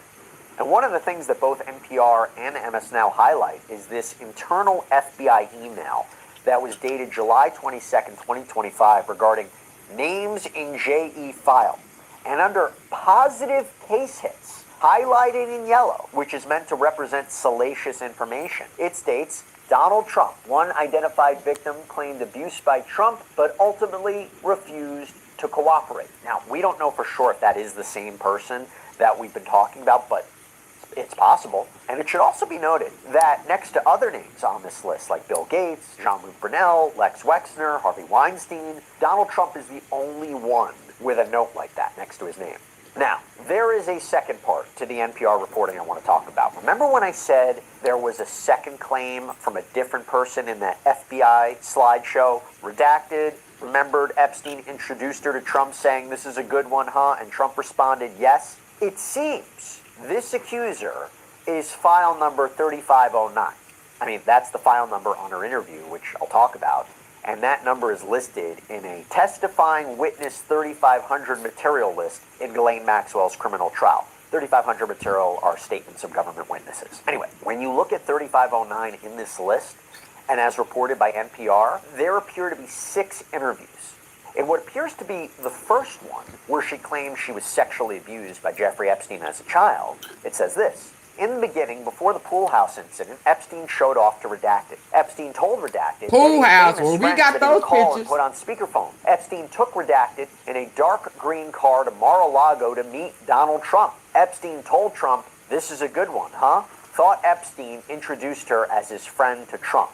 Now, NPR also notes that in a lawsuit against Epstein's estate and Ghislaine Maxwell, this accuser even added that she, quote, "felt uncomfortable, but at the same time was too young to understand why," meaning she felt uncomfortable about this interaction. Now, why am I mentioning this? Well, NPR alleges that this interview was removed from the Epstein database after initial publication and then was republished 20 days later. So somebody will look at this and say, that seems suspicious.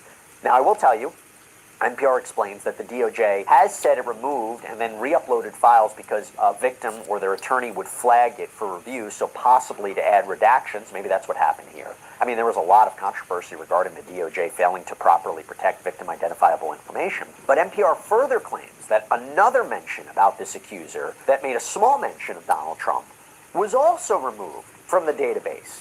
And then it was republished. And then they say there was another interview that was taken offline, although I will tell you, I think it may be back up now. If this is the same document they're talking about, it's basically about the same accuser, and there's this brief mention of Donald Trump. It says this: Redacted told Redacted that Maxwell and Epstein used to visit her at Redacted. Redacted would tell Redacted that famous people would go to Epstein's house. Redacted heard that a prince and Donald Trump visited Epstein's house, and this made Redacted think that if they are there, then how could Epstein be a criminal? I'm just mentioning this because you're going to hear allegations that anything about Trump, or a lot of things about Trump, were taken offline or were taken offline and published. Pam Bondi is recorded having conversations, and there are thousands of videos with Trump and minors. As we're talking about allegations of not including Donald Trump-related materials in that's why everybody got to vote. MS Now reported something else. The right to get them out so they can be brought up on charges. Described her abuse at the hands of Maxwell and Epstein. And while Jane testified that Epstein introduced her to Donald Trump at Mar-a-Lago when she was just 14 years old,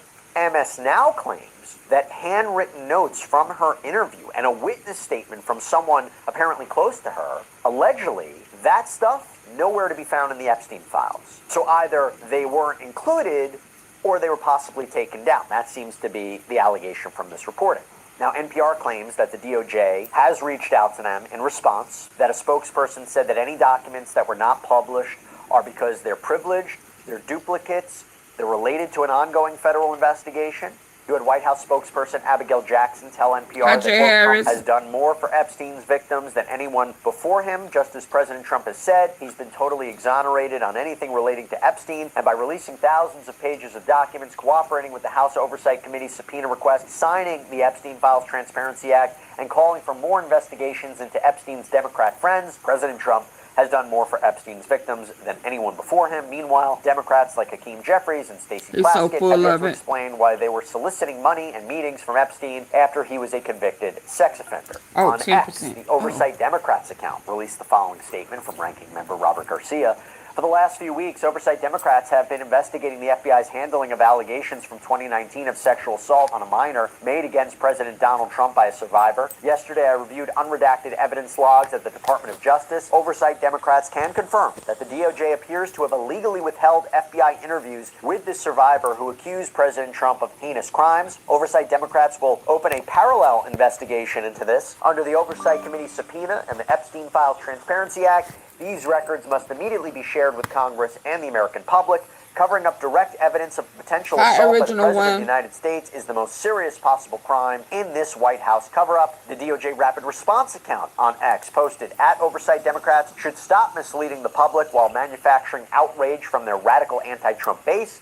The Justice Department has repeatedly said publicly and directly to NPR prior to deadline, nothing has been deleted. If files are temporarily pulled for victim redactions or to redact personally identifiable information, then those documents are promptly restored online and are publicly available. All responsive documents have been produced unless the document falls within one of the following categories: duplicates, privilege, or part of an ongoing federal investigation.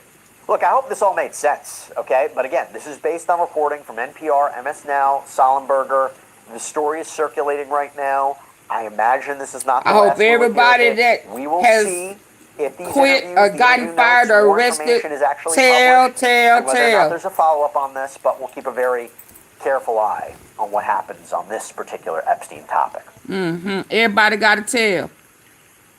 Everybody has to tell. Okay, y'all, now it's time for us to switch gears. I done went overboard with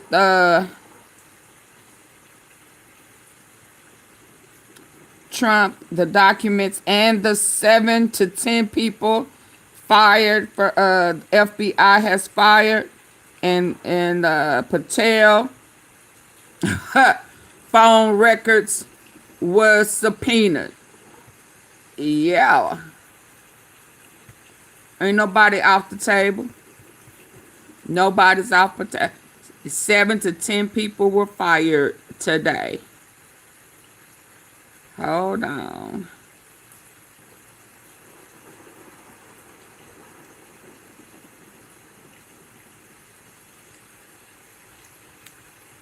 Where, how did Obama official drop bomb on Trump? Oh Lord, you gonna make me watch Republicans it. were running on the midterm I wanna and hear getting it. wasted on immigrants who are committing fraud. And that's the argument they're using, you know, right as we're that otherwise should be going to you, and they're the reason that nothing is affordable. So I get that they're trying to have it both ways. I'm trying to get to because what the Republicans Obama. who've been there for the last 2 years have done nothing for you and nothing to stop Donald Trump. All right, pretty succinct. There you go. I just thought of it now. More broadly, like taking a step back, you've written, I don't know, how many speeches have you written for Barack Obama? I can't. I've lost count. I've run 5 State of the Union. 5 State of the Union. States of the Union? Whatever. States of the Union, yeah.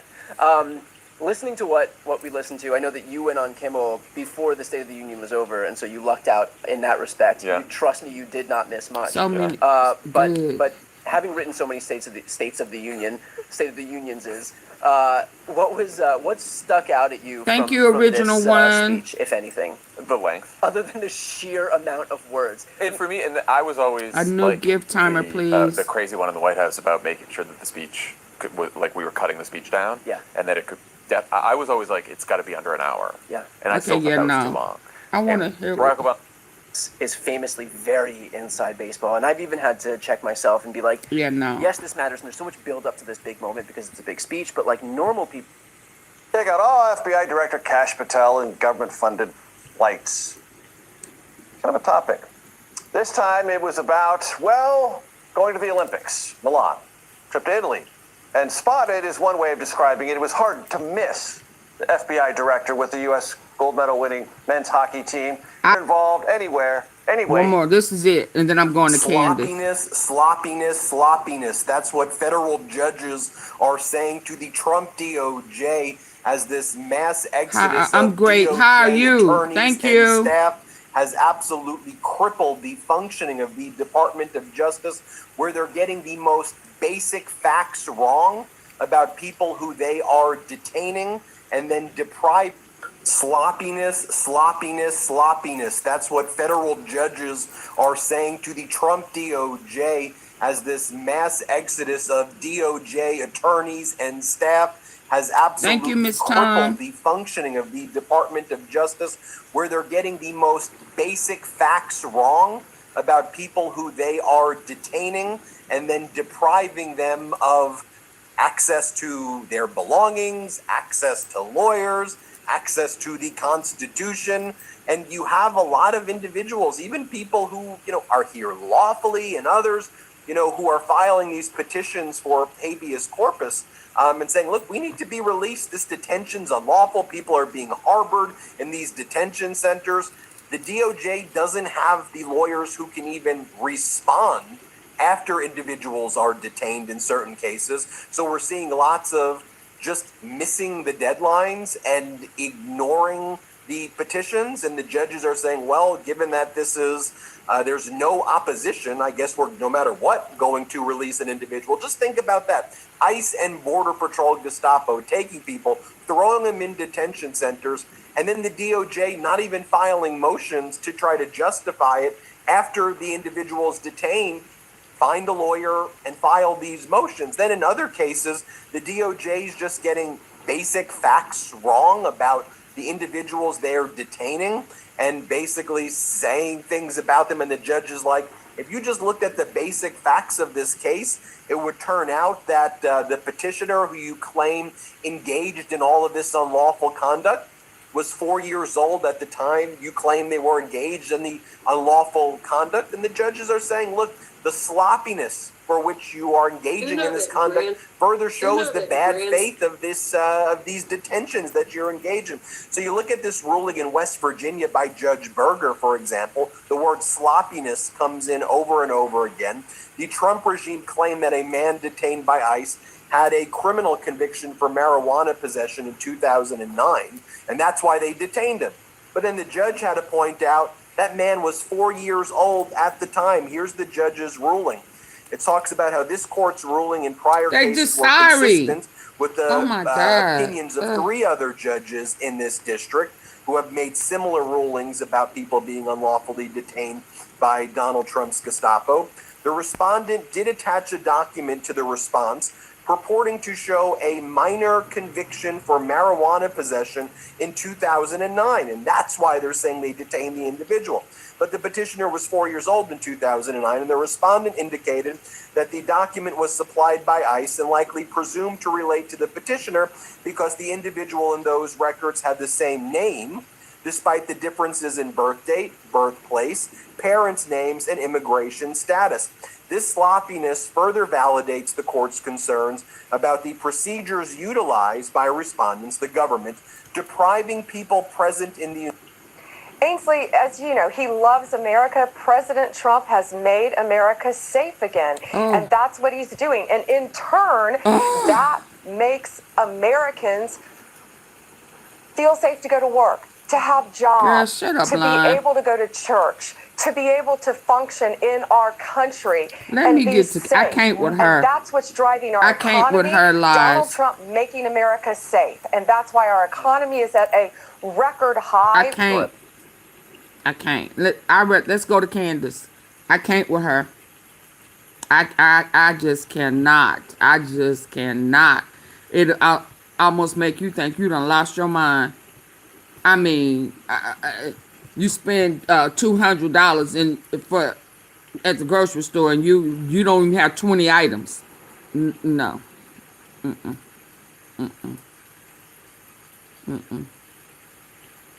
Thank y'all. Thank you. I can't play with her. But I love, before I go over there, I love this one right. Oh, that's that where a Republican go off. He used a lot of F-bombs. Him. He is a fascist. He's a pathological liar. He's a damn psychopath. He's utterly lawless, openly corrupt, and you know what? He's most likely a pedophile. He what? We got a mission right now. Our duty right now as citizens of this country is to meet this he probably a what? That's our corrupt, and you know what? He's most likely a pedophile. We got a mission right now. Our duty right now as citizens of this country is to meet this moment. That's our job. No time to beat around the bush. We cannot normalize who he is. We cannot normalize y'all please hit the like button. treated Double well. tap the We face have of your to call screen. him out for what he is. We cannot normalize him. It's not right. It's not American. Oh, we gotta meet the moment, and that takes courage. That means all of us have to have the courage to call this out for what it is. It is. He committed crimes trying to overthrow an American election. Don't you for a moment believe he's not gonna with and mess with the midterms. And our duty, our job is to blow him out of the water, come out in numbers like we ain't never seen. This is my fear, and it should scare the hell out of all of It us. should scare the heck out of y'all. Absolutely. Hold on, let's get there. Okay, you guys, there is a very strange thing. Okay, y'all, we have to switch gears. We got to go into our girl Candy. Well, she said, her mama said, don't call her that. Candace Owens. Can y'all get the likes up? We about to go in. We are about to switch gears. Double tap the face of your screen so we can see what this is about. Charlie Kirk. It took her a while to get to the point where she Okay, you guys, there is started a very strange looking at thing happening right Erika now crazy, where but let's a go. young woman with absolutely zero professional qualifications has been inserted at the top of a charity organization that pulled in over $250 million last year, and the media is telling you that you have no right to know or to ask anything about her. The argument being made is that her husband was murdered, therefore she has a right to assume the position. And despite the fact that Turning Point USA is a literal charity, and therefore does not even have to pay tax on that $250 million plus or pay tax on the alleged future billions that it's due to rake in thanks to a deal with a man named Pierre, these talking heads are claiming that the public simply wanting to ensure the person who is running that organization is, I don't know, at a bare minimum, moderately honest about who she says she is. No, that inquiry It took her makes a you while to wake monster. up. She did. It did. So I guess your job is to head to work 9 to 5, receive She a would not flurry of say nothing unsolicited about emails and text Erika. messages reminding you that Charlie Kirk, the innocent man that you watched be executed in broad daylight live, you're to be reminded that that was her Charlie. My Charlie needs your help. Here's how you can give us your 401k and house. The emails have been landing into your inbox at an alarming rate, saying things like that. There's virtually nothing that the feds are telling us about his murder that makes any objective sense. But if you're feeling weird about any of that, you're reminded constantly that she is a grieving widow.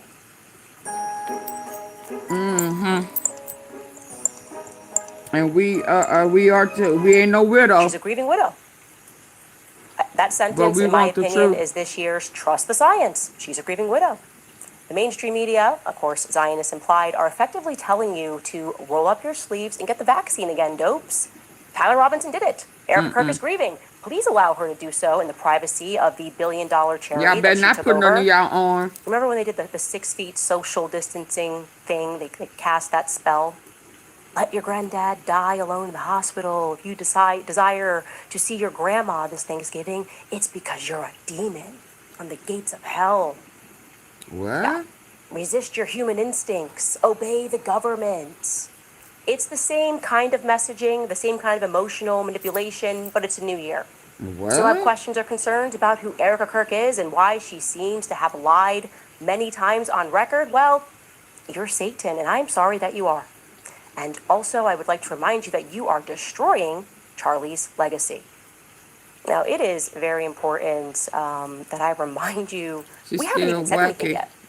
A 2-minute trailer resulted in one of the most aggressive, preemptive PR strikes that I have ever seen. They posted photos of my manager's infant daughter, my makeup artist, my family members. Lots of voicemail from my producer. Okay, well, this was initially supposed to be just 3 episodes. Now I'm thinking about a season 2 and a season 3. Because if you haven't quite figured me out yet, or thought through how we got here, I don't like it when innocent people are targeted and attacked and, on rare occasions, shot in the neck in broad daylight. No one blinked when entire investigative series and books were written about Hillary Clinton, Michelle Obama, Meghan Markle, because they're public figures. I've effectively endured 10 years in politics with non-stop exposés and investigations into my background, but we're told Erika is somehow untouchable. Let me tell you something. The truth does not require a multi-million-dollar PR campaign. It also does not fear inspection. So welcome to Bride of Charlie. The Bride of Charlie. Before we get off into it, just in case you missed it, I need for y'all to get the likes up. We're going to pause for a cause, but get the likes up. Just in case you missed it. The impeachment articles was entered in today to impeach Pam Bondi. Okay.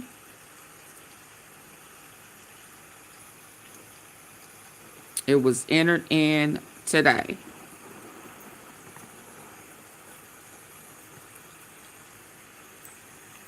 Let's go.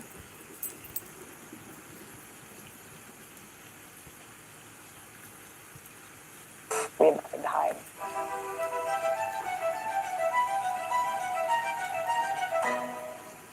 Touchable. Let me tell you something. The truth does not require a multi-million-dollar PR campaign. It also does not fear inspection.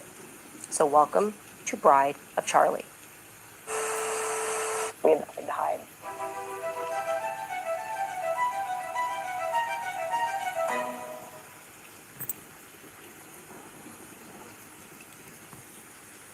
Where should we begin in this story?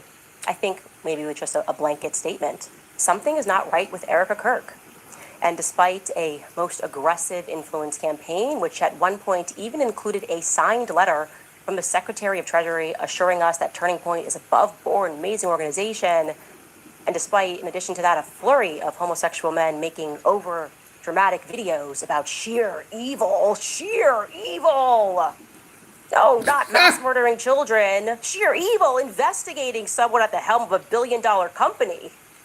Despite all of that, the public remains unconvinced that she is simply a creeping widow, because she isn't simply a creeping widow. She's also the CEO and chairman get of an Candace organization. out the way before they let her take During down our Erika. preparation for this series, an investigative Candace journalist better mind her named business before Elizabeth Lane. I need for you to pressure. Erika was brilliant. Get out her It butt. just was objectively brilliant. It She gave ain't voice special. to what millions of people worldwide were feeling, but didn't exactly know how to express. She's the And I'm Bride going of to read you Charlie. her words in their entirety because I think it's very important. Okay. You kill me. Elizabeth Lane wrote, "I'm going to be blunt. I have reached the point where I find Erika Kirk to be deeply disturbing, not because of rumors or gossip, but because of consistent, observable patterns of behavior. To be clear, everything I say in this post is my opinion. I am not claiming this as a fact. I am saying this is what I think Erika Kirk is. I come from the world of acting and modeling. I have spent years And around heck, social Charlie climbers, ain't dead. opportunists, You let me image tell curators, it. and people who treat relationships like ladders. That is why I He left that world. Most what's of these that people are place? shallow and Valhalla. heartless. A few are dangerous. Erika falls into the latter category not because she is just ambitious, but because of how calculated and performative her ambition appears to be. I believe she may be a psychopath. What stands out immediately is the don't have reaction nothing to that say she about provokes her in other husband. people, which is very common with he psychopaths. definitely can Across be the a board, mole including now. people who support her publicly, the private reaction is the same. It's, I can't watch her. It's not a criticism, it's just a But let's be clear. Andrew Tate? That Tate guy said they letting her make it because she black.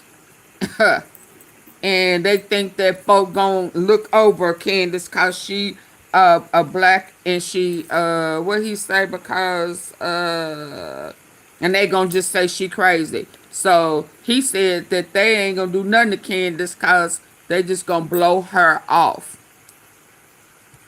That's what discomfort. The People turn off interviews because the presentation Romania feels guy artificial to the said. point of being unbearable. Let me explain. That kind of response does not happen accidentally and does not happen often. Research in psychology shows that humans are highly sensitive to emotional incongruence, mismatches between a facial expression, tone, and content. When the effect appears simulated rather than genuine, the brain registers it as a threat. This activates discomfort and avoidance, even if the person cannot consciously explain why. So many of us felt this way, but we could not explain why we could not watch her. Studies on psychopathy, particularly those building on the work of psychologists like Robert Hare, describe traits such as a rehearsed emotional display and shallow affect. These traits can create what observers experience as an uncanny interpersonal dynamic. The discomfort arises, and people want to shut it off because most people rarely encounter extreme affective mimicry in everyday life. So the brain struggles to categorize what it is detecting. Erika is attractive enough, and she had every tool in her possession to sell this organically, except for one thing, emotion. The entire story of what happened could have helped her sell this fully. She really would have been the last person on earth to be a suspect, if not for the FBI's terrible mistakes, Turning Point USA's lies, and her very fake performance. Plenty of attractive, ambitious women move through media spaces without triggering that response, even though we know what they are. This is about something else, an extreme disconnect between presentation that she puts out and the perceived authenticity. Erika is not the archetype of a model actress seeking money and fame and then settling into a quiet life with a wealthy, good-looking husband. She is the wolf type, who wants to be in the place of that husband. She is not born for a supporting role. She's a decision maker. She appears to pursue proximity to power, moving fluidly between television, nonprofits, branding opportunities, and ideological spaces that maximize her exposure. Her previous partners are guys that women like her would date, muscular, jacked, good-looking. Even though they are not people with huge potential, they are all somewhat established. They are good stepping stones until the right person shows up. Now looking at her previous partners, I would say that Charlie probably was not her type visually, but he was exactly work of psychologists like Robert Hare describe traits evokes in other people. Everything I say in this post is my opinion. I am not claiming this as a fact. I am saying this is what I think Erika Kirk is. I come from the world of acting and modeling. I have spent years around social climbers, opportunists, image curators, and people who treat relationships like ladders. That is why I left that world. Most of these people are shallow and harmless. A few are dangerous. Erika falls into the latter category not because she is just ambitious, but because of how calculated and performative her ambition appears to be. I believe she may be a psychopath. What stands out immediately is the reaction that she provokes in other people, which is very common with psychopaths. Across the board, including people who support her publicly, the private reaction is the same. It's, I can't watch her. It's not a criticism, it's just a physical discomfort. People turn off interviews because the presentation feels artificial to the point of being unbearable. Let me explain. That kind of response does not happen accidentally and does not happen often. Research in psychology shows that humans are highly sensitive to emotional incongruence, mismatches between a facial expression, tone, and content. When the effect appears simulated rather than genuine, the brain registers it as a threat. This activates discomfort and avoidance, even if the person cannot consciously explain why. So many of us felt this way, but we could not explain why we could not watch her. Studies on psychopathy, particularly those building on the work of psychologists like Robert Hare, describe traits such as a rehearsed emotional display and shallow affect. These traits can create what observers experience as an uncanny interpersonal dynamic. The discomfort arises, and people want to shut it off because most people rarely encounter extreme affective mimicry in everyday life. So the brain struggles to categorize what it is detecting. Erika is attractive enough, and she had every tool in her possession to sell this organically, except for one thing, emotion. The entire story of what happened could have helped her sell this fully. She really would have been the last person on earth to be a suspect, if not for the FBI's terrible mistakes, Turning Point USA's lies, and her very fake performance. Plenty of attractive, ambitious women move through media spaces without triggering that response, even though we know what they are. This is about something else, an extreme disconnect between presentation that she puts out and the perceived authenticity. Erika is not the archetype of a model actress seeking money and fame and then settling into a quiet life with a wealthy, good-looking husband. She is the wolf type, who wants to be in the place of that husband. She is not born for a supporting role. She's a decision maker. She appears to pursue proximity to power, moving fluidly between television, nonprofits, branding opportunities, and ideological spaces that maximize her exposure. Her previous partners are guys that women like her would date, muscular, jacked, good-looking. Even though they are not people with huge potential, they are all somewhat established. They are good stepping stones until the right person shows up. Now looking at her previous partners, I would say that Charlie probably was not her type visually, but he was exactly what she was looking for in a man, potential to be a great power. What Erika was looking for is the same thing Hillary Clinton was looking for when she met Bill. She recognized that Bill Clinton was her ticket to power, the power that she could control, and she was right. She realized that she could create a great brand out of him and herself, and they still are a brand, the Clintons. No one in this world can say that those two love each other. They are a brand that works. That's why she's sticking around despite Epstein and Lewinsky. Also, if you think Bill is the decision maker there, you must have never been in close proximity to the Clintons. She moves the game. She is the decision maker. Erika saw a brand with Charlie. She also saw that Charlie could one day become president of the United States if he wanted to. I believe that. Charlie had the ear of the most powerful segment of any society, students. He was going to be a very important player in politics, and she was not missing that ride. What is striking is how completely her public identity reshapes itself after that relationship begins. The aesthetic, the tone, the values, the presentation all change. Overnight, the persona shifts into the role that best suits Charlie's world. Devoted Christian, modest, a supportive housewife. That kind of rapid adaptation is quite impressive for a usual person, but not for a psychopath because they do it all the time. She's a psychopath. Like this. For a moment, it works. That's why she can't becomes cry. A rising political figure with access they were to taught donors, not to have institutions, and national empathy. platforms. At that point, the ceiling isn't social media influence, it's empire building, foundations, global reach, a legacy, a brand, the Kirks. It's obvious that Charlie listens to her, whether it's about donors or the trajectory of Turning Point USA. The most influential figure in any mentally healthy man's life is going to be his wife. She's going to be the biggest influence, and that is just how it is. That is why you need to pick your partner wisely.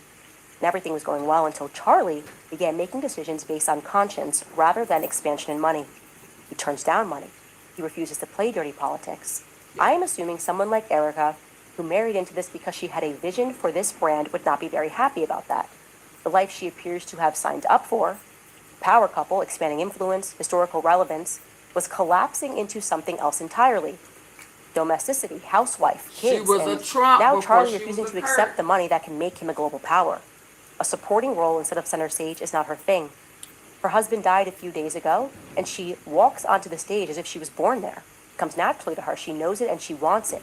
Just days after her husband's death, she was already laying out ambitious plans for the company over Zoom. It's obvious she was always deeply involved in the business and knew exactly where to pick up when her turn came. What people struggle to watch, what makes the screen unbearable, is not grief. It's the absence of emotional continuity. Performances can be learned. Trust me, as a former actress, I can speak to that. But emotion cannot be improvised or mimicked if you've never experienced it. That's why I think we are dealing with a psychopath who has never really experienced these emotions and does not know how to play them. And audiences feel it instantly. It's fake. Again, this is just my opinion.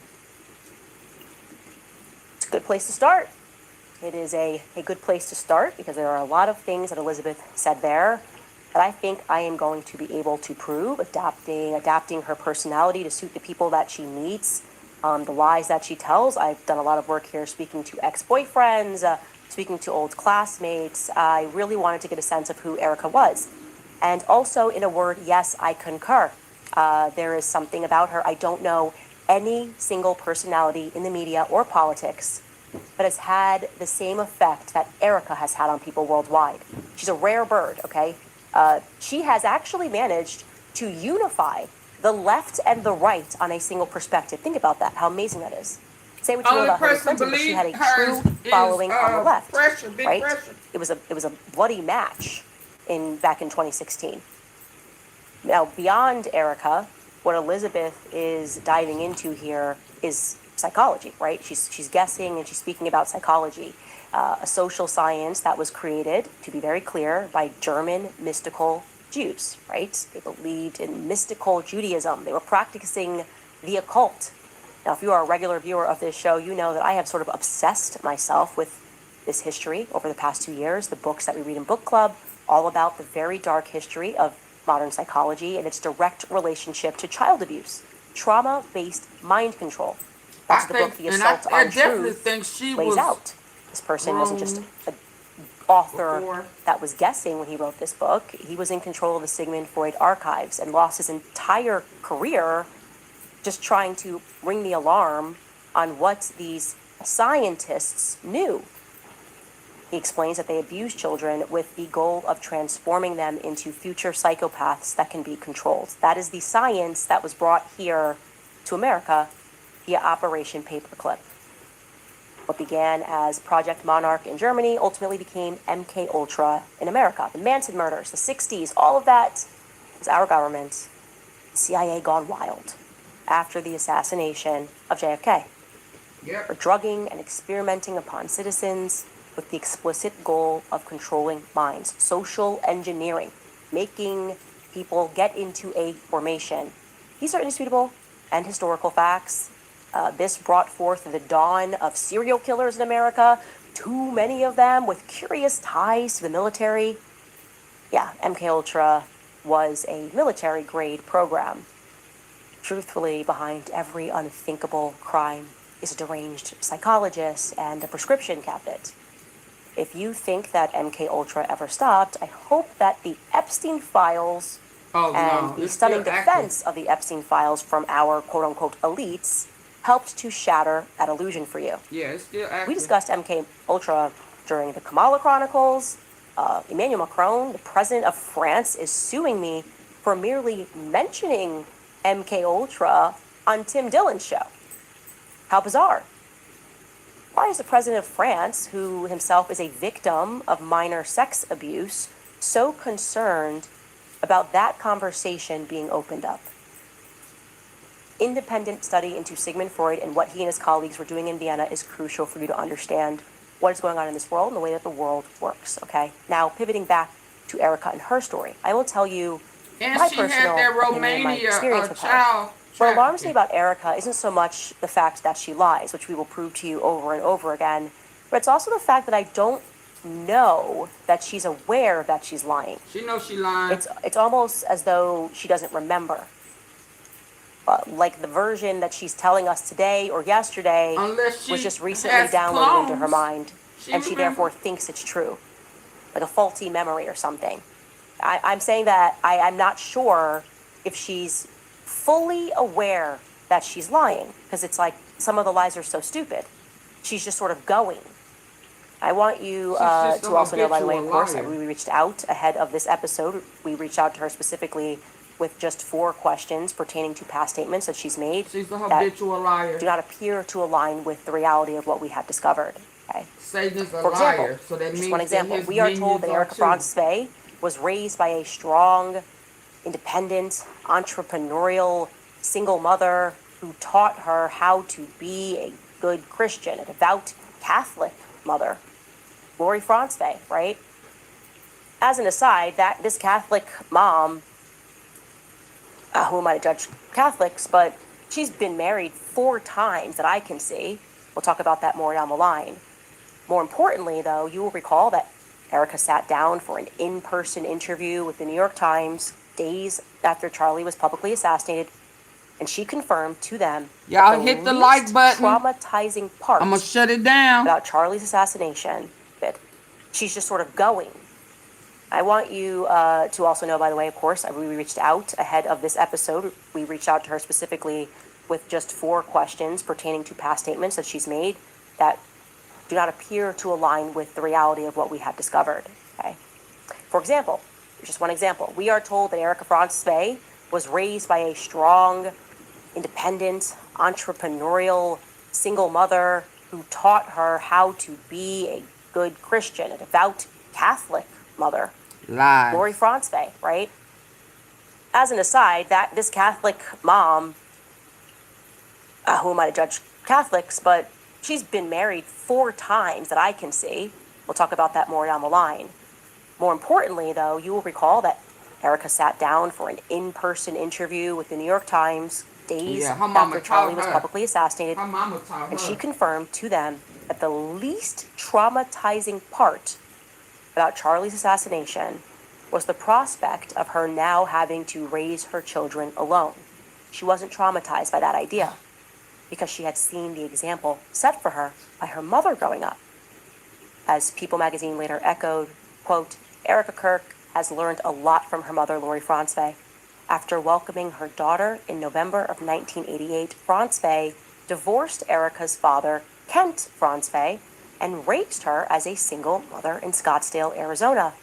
Lori spent nearly 2 decades working for General Electric before founding multiple companies in the network security industry, according to her LinkedIn.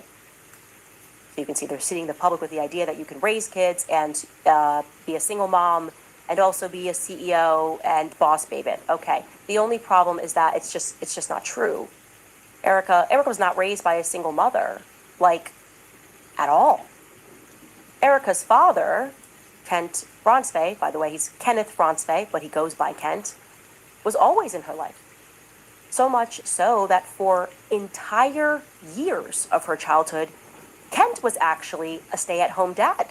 So almost the exact opposite thing was true at one point. Now, you don't have to take my word for it. You can actually take Erika's. Take a listen.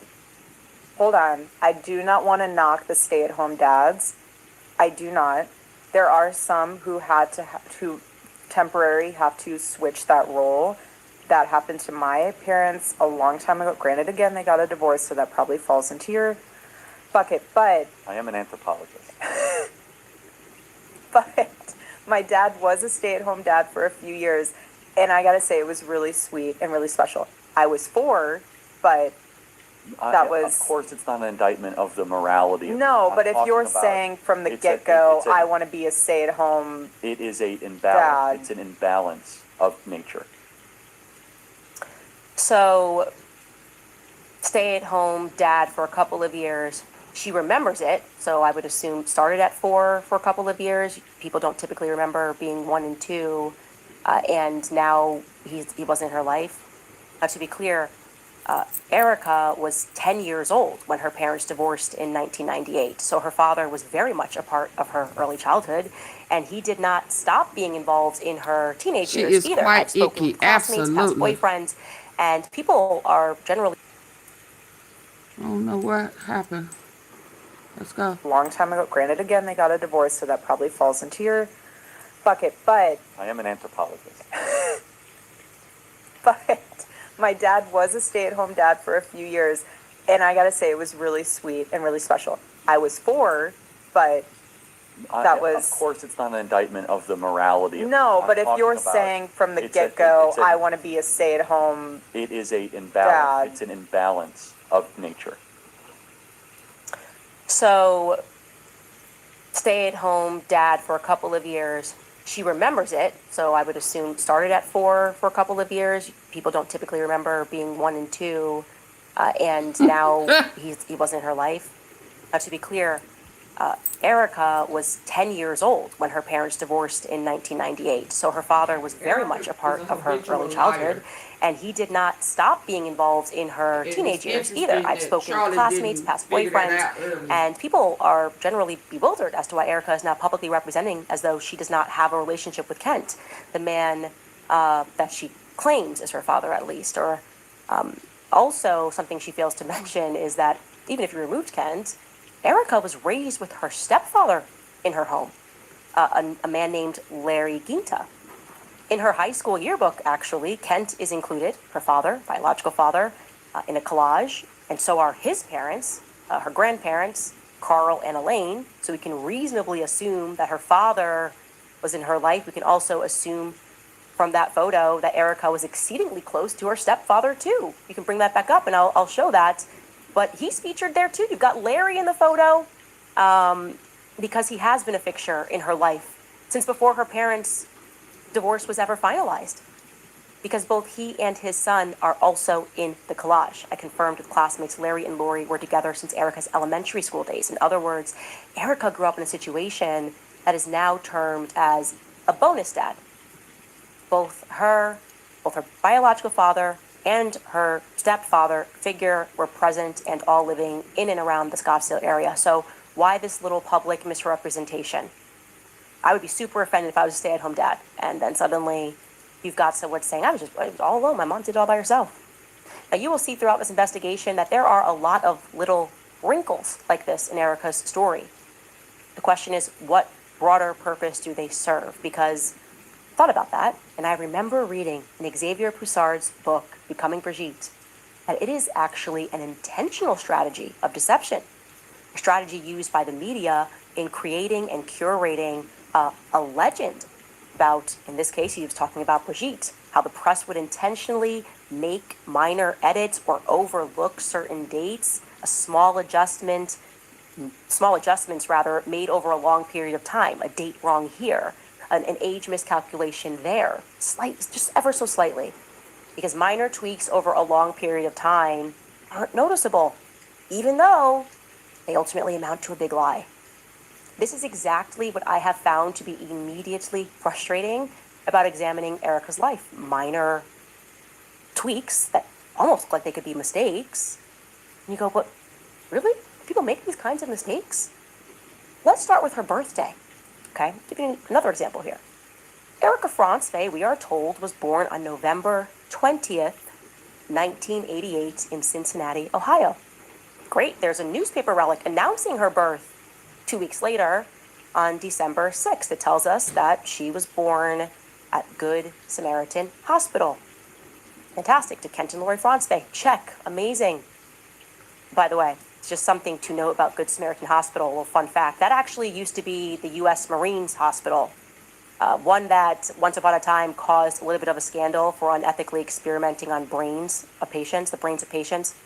Anyway, the story goes that the U.S. Marine Hospital just up and decided to gift the hospital to the Catholic Sisters of Charity out of the goodness of their Marine hearts or something, because our military is known for that, just being really, really kind and giving up hospitals.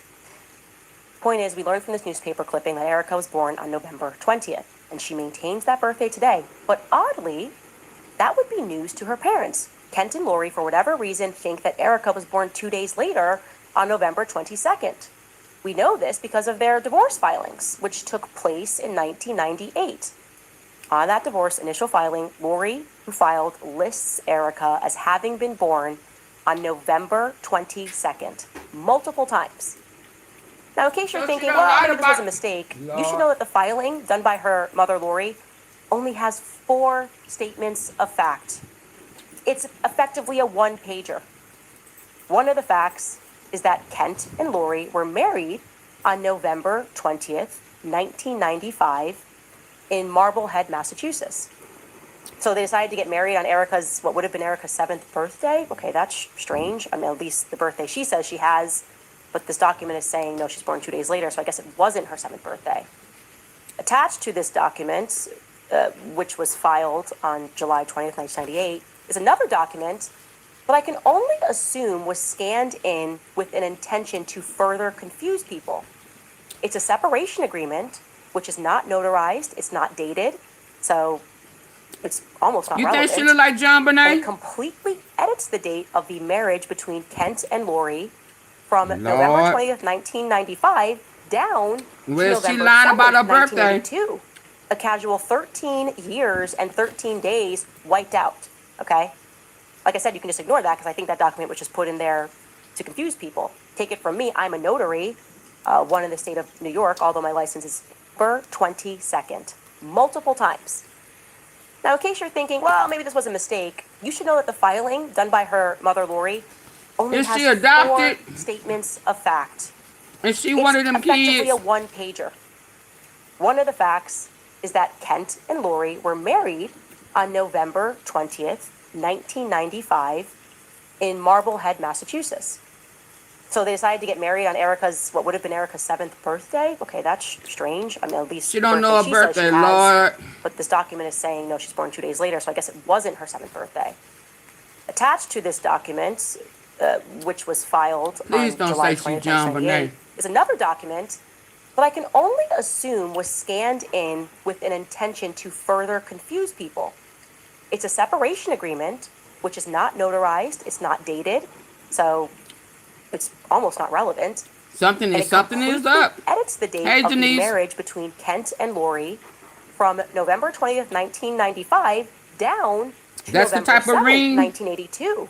A casual 13 years and 13 days wiped out, okay? Like I said, you can just ignore that because I think that document was just put in there to confuse people. Take it from me, I'm a notary, one in the state of New York, although my license is expired. You can't just skip over a notary portion of a document and just be fine with that. In fact, we decided to dig through Ohio law and other publicly available divorce documents to see what they look like, and they are legitimate. And here's a side-by-side so you can see on the right is what is scanned into their file with totally different dates. And on the left, you can see that's what it should look like. You get it notarized, okay? But it's going to get even more absurd when we examine the divorce. So it ain't legal. Oh, so Lord. for the uninitiated, the first document is just the filing. I, Lori, am pursuing a divorce, and here are the facts. And now what comes after that is the decree or the final judgment, okay? Now, I do want to note that this was the fastest divorce in the history of divorce, because she filed on July 20th, 1998, and then we have a decree on November 10th of the same year. So this is like 3 months later. Oh, that's Once again, normal. the marriage date is It is in listed. Texas. The initial marriage date between Kent and Lori as November 20th, 1995 in Marblehead, Massachusetts. But oddly, you can see that somebody just went in and tried to edit that date by hand afterward, adjusting the wedding date down this time to 1985, not 1982, hoping, I guess, that no one would catch that. I guess the unnotarized 1982 that we saw in the initial filing was too difficult. It would have been too obvious. So this time they're attempting to do it by hand and edit the date of marriage back just 10 years, not 13 years. Oh, wow. This is not subtle, it is not normal, and it bothers me greatly. Take it from someone who is chronically being sued. That is not how modifications work on court documents. You can't just use a pen and write something on a divorce decree. You just can't do that. People have to initial, you gotta date, you gotta see who saw it. This is crazy to me. You're right. My suspicion, and again, this is just a general suspicion, is that this was done after the fact. Maybe someone had a friend down at the county clerk who was responsible for scanning those docs into the system. It still ain't right. And they just kind of did that. Because that's not real life. That's just not real life. And once again, that has another casually added separation agreement, which is still not notarized, with an entirely different date of marriage. And the crazy part is that the separation agreement. Oh, no. Somebody take that to court. That'll get thrown out. Franzve is waiving his rights to an attorney with no notary present. He just agrees that Lori's lawyer can represent him on everything. So what are we to discern from this? We are at 4 different plausible marriage dates between Kent and Lori Franzve across 2 documents. I should also add that I could not find a single trace of their alleged marriage in Marblehead, Massachusetts. Doesn't mean that it doesn't exist, but I couldn't find it across any date. And Marblehead, I would like to know, is certainly an interesting town to pick because it's the recognized birthplace of the Marine Corps. We're going to keep hearing the Marines coming up throughout this entire story. We're just laying the groundwork here. Now, I should note, to be responsible here, that there are divorce-related documents that are available in Ohio online that we simply are not allowed to have access to. Like, people have privacy, that makes sense. So it's entirely plausible that they went in and fixed these glaring errors that for some reason a judge, we're supposed to believe a judge signed off on this many wacky different dates.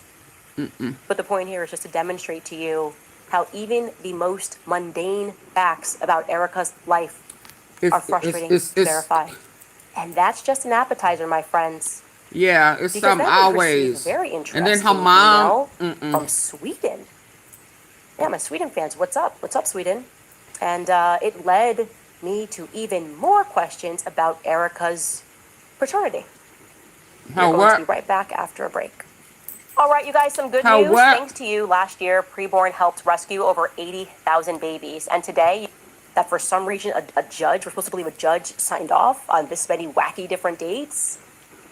But the point here is just to demonstrate to you how even the most mundane facts about Erika's life are frustrating to verify. And that's just an appetizer, my friends. Because then we received a very interesting email from Sweden. Okay, I thought paternity. Fans, what's up? What's up, Sweden? And it led me to even more questions about Erika's paternity. We are going to be right back after a break. All right, you guys, some good news. Thanks to you, last year, Preborn helped rescue minutes from your phone. There's no credit check, no hidden fees. It's designed just for you. There's no minimum credit score. Take back control in 30 seconds. Get your free. Breaking the law and committing fraud is something that... Okay, so we obviously cannot go so far as to suggest that Lori, Loretta, Abbas, Stanley, Wallstad, Franzve was openly committing fraud. We can't say that. What we can confirm to you, however, is that if she was doing that, breaking the law and committing fraud is something that Lori's family is kind of historically known for. They kind of arrived into this country doing just that. You see, Lori Francevay, like I said, was born Loretta Abbas. She was named after her Syrian grandmother, Loretta Abbas. I want to sear into your mind right now that the Abbas family history is steep in gambling and casino. It's all about gambling and casinos specifically. As we go along in this series, the history and the present of gambling casinos is going to become increasingly relevant. So let's bring in the OG Loretta Abbas, Erika's great-grandmother who died in 1990, who is just constantly being arrested for running illegal slot machines. Okay? She came over from Syria and she got to work bringing filth and fraud. Her grandmama was gangster. You check out this article from 1941 where she testifies that she ran numbers. It says Loretta Abbas of Washington, Thomas Roberts, whatever, testified that they engaged in the numbers business and had been arrested on numerous occasions. They explained their role in the Just numbers the old lottery hood rat. Did Charlie know this? testimony against the defendants. Okay, here's another one. We could keep going, but here's another article from 1944 where she pleads guilty to a lottery charge. It was before the court. She wasn't lying. She's always arrested on a lottery charge. The state police had a search warrant, and when they entered her house, they found a quantity of number slips. She was sentenced to pay the cost and $200 or 5 months in the county jail. Like I said, this was a family thing. Her husband was Mason Abbas, and he was magnificently fraudulent. I'm talking high-speed chases down the highway, lottery tickets blowing in the wind. Check out this article from 1935, and it tells us that he was overtaken in his automobile after a chase of several miles after he had failed to obey the officer's order to stop. Yes, Mason Abbas was arrested yesterday by County Detective Frank Krebs. Before an alderman, he was held for court in default of a $1,000 bond on a charge of conducting a lottery and was fined $10 and costs for refusing to stop when ordered to do so by a uniformed officer. During the race along the National Pike, which ended in West Alexander, Abbas is alleged to have thrown a package of 100 lottery tickets from his car. Officers recovered the tickets and are holding them as evidence. Yes. Lottery, gambling, slot machines. Again, sear that into your mind. Not just on Erika's maternal side of the family, not just the Abbas side, but also the Swedish side, the Francevay side. The Swedish side of the family, I will be clear if there's a notable difference, it seems like they've been involved legally. Carl Kenneth Francevay is Erika's paternal grandfather. Okay, he participated extensively in horse racing. Scratch-offs. No, not back then. He was an executive at the American Banknote Company in Illinois. This is the company was a long time ago, wasn't it? Printing lottery tickets. It's a big contract, big deal. Here he is in a newspaper in 1974 doing just that. What year? Printing began this week on the first Illinois state lottery tickets. Up to 10,000 agents. It tells us at the bottom there that Kent Francevay of the American Banknote Company, the printer, they ran numbers back then. Of the initial press run.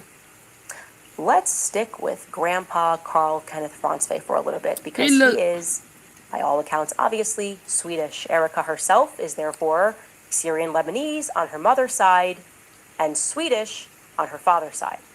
So something which struck me as immediately odd about Erika is just how deeply she identifies as Swedish despite her public insistence that she was raised by a quote-unquote single mother. Think about that just from a social perspective.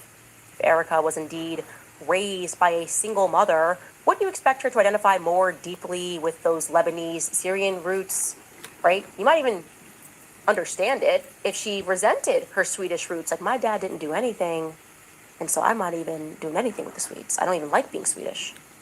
To the contrary, Erika feels so deeply attached to her Scandinavian roots that in 2019 she moved to begin the process of obtaining her dual citizenship. She posted this herself, where she is, dual citizenship commenced. Okay. Maybe you're thinking logically, well, she loves her grandpa. I had a fantastic grandpa, I get that. I should mention she comes from a very long line of the Swedish Freemasons. She definitively was close to her grandfather, We know this because she posts about him many, many times over the years, referring to him affectionately as her morfar. Saw this over and over again. You just see posts of him Freemason. There we on how go. much she loves him. She even mentioned her grandmother there. That's his wife, Elaine. And she says she is my angel in heaven, but I usually call her Mormor. So that's her morfar and her Mormor. Show you another post, just her grandfather, where she's going to talk about reflecting upon losing him in 2016. She's posting this, and she again is going to address him as her morfar. She doesn't This look appears to be Lebanese one bit. another wrinkle. You see, I received a flurry of emails from our fans in Sweden about this particular post, and they did not like this post. And what they told me about it, they didn't like about it, made me reconsider things. Now I'm paraphrasing, but they said, Candace, Erika is referring to her grandfather as her morfar. I was like, okay. So I looked it up. It means grandfather in Swedish. Like maybe she doesn't, but it's cute. Okay. Maybe she's not fluent, but it's cute. And then they explained it to me a little further. They said, no, Candace, the Swedish language is quite literal here. Morfar quite literally translates into mother's father, morfar. And farfar quite literally translates into father's father. We have different words for these things. These have entirely different meanings. You would never call your father's mother your morfar. You would never call, that's what she's doing. She's calling him her morfar. That is Erika's farfar. If Kent is her Everybody father, should have a her friend like father's father Candace. is her farfar. She said, the woman emailed this, she said, no Swedish grandfather would ever allow you to refer to him as morfar if he was not actually your morfar, okay? If he was your farfar, he'd say, very cute, I'm your farfar, let's get that straight. This would be something akin to being someone's grandfather and allowing them to call you uncle. It's just wrong. It's just wrong. Words have meaning. So why is her very Swedish grandfather, so Swedish, this line of Freemasons, Masons Swedish, allowing Erika to call him my mother's father? Lori's father? No, that's not Lori's father. What's going on here? This is an incredibly interesting wrinkle. Which brings us to a point where we should introduce you to the family tree so you can just kind of see what's going on here, because this morfar farfar scandal troubles me deeply. More farfar scandal. Is she mistaking? Is she making a mistake at all, or is she accidentally actually trying to tell us the truth? Let's take a look at some other interesting tidbits. Her On morfar. March 21st of 2019, Erika visits with Charlie. She's in Jerusalem with Charlie, what is known as I thought she Zion's was Gate. trying to call him a morfar. She posts a picture. You know how we do when we can't cuss. You know, just a morfar. With a pretty curious caption. It reads in part, meet Darla, a Romanian Jew that now calls Israel home. Hold She was on. sitting I think by I went too my far. family's dedication sign for restoring the Zion Gate. What struck me as immediately odd about Erika is just how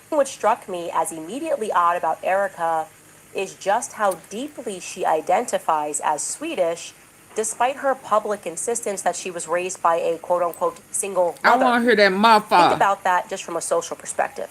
If Erika was indeed raised by a single mother, wouldn't you expect her to identify more deeply with those Lebanese, Syrian She got a roots, whole family right? tree. You might even understand it if she resented her Swedish roots. Like, my dad didn't do anything, and so I'm not even doing anything with the Swedes. I don't even like being Swedish.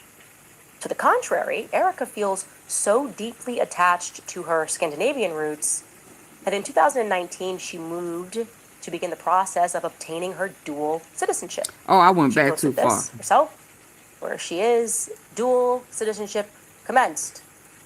Okay. I was trying to get too Maybe much. you're thinking. There you go.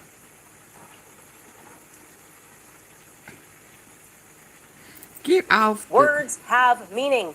So why is her very Swedish grandfather, so Swedish, this line of Freemasons, Masons Swedish, allowing Erika to call him And my morfar. mother's father?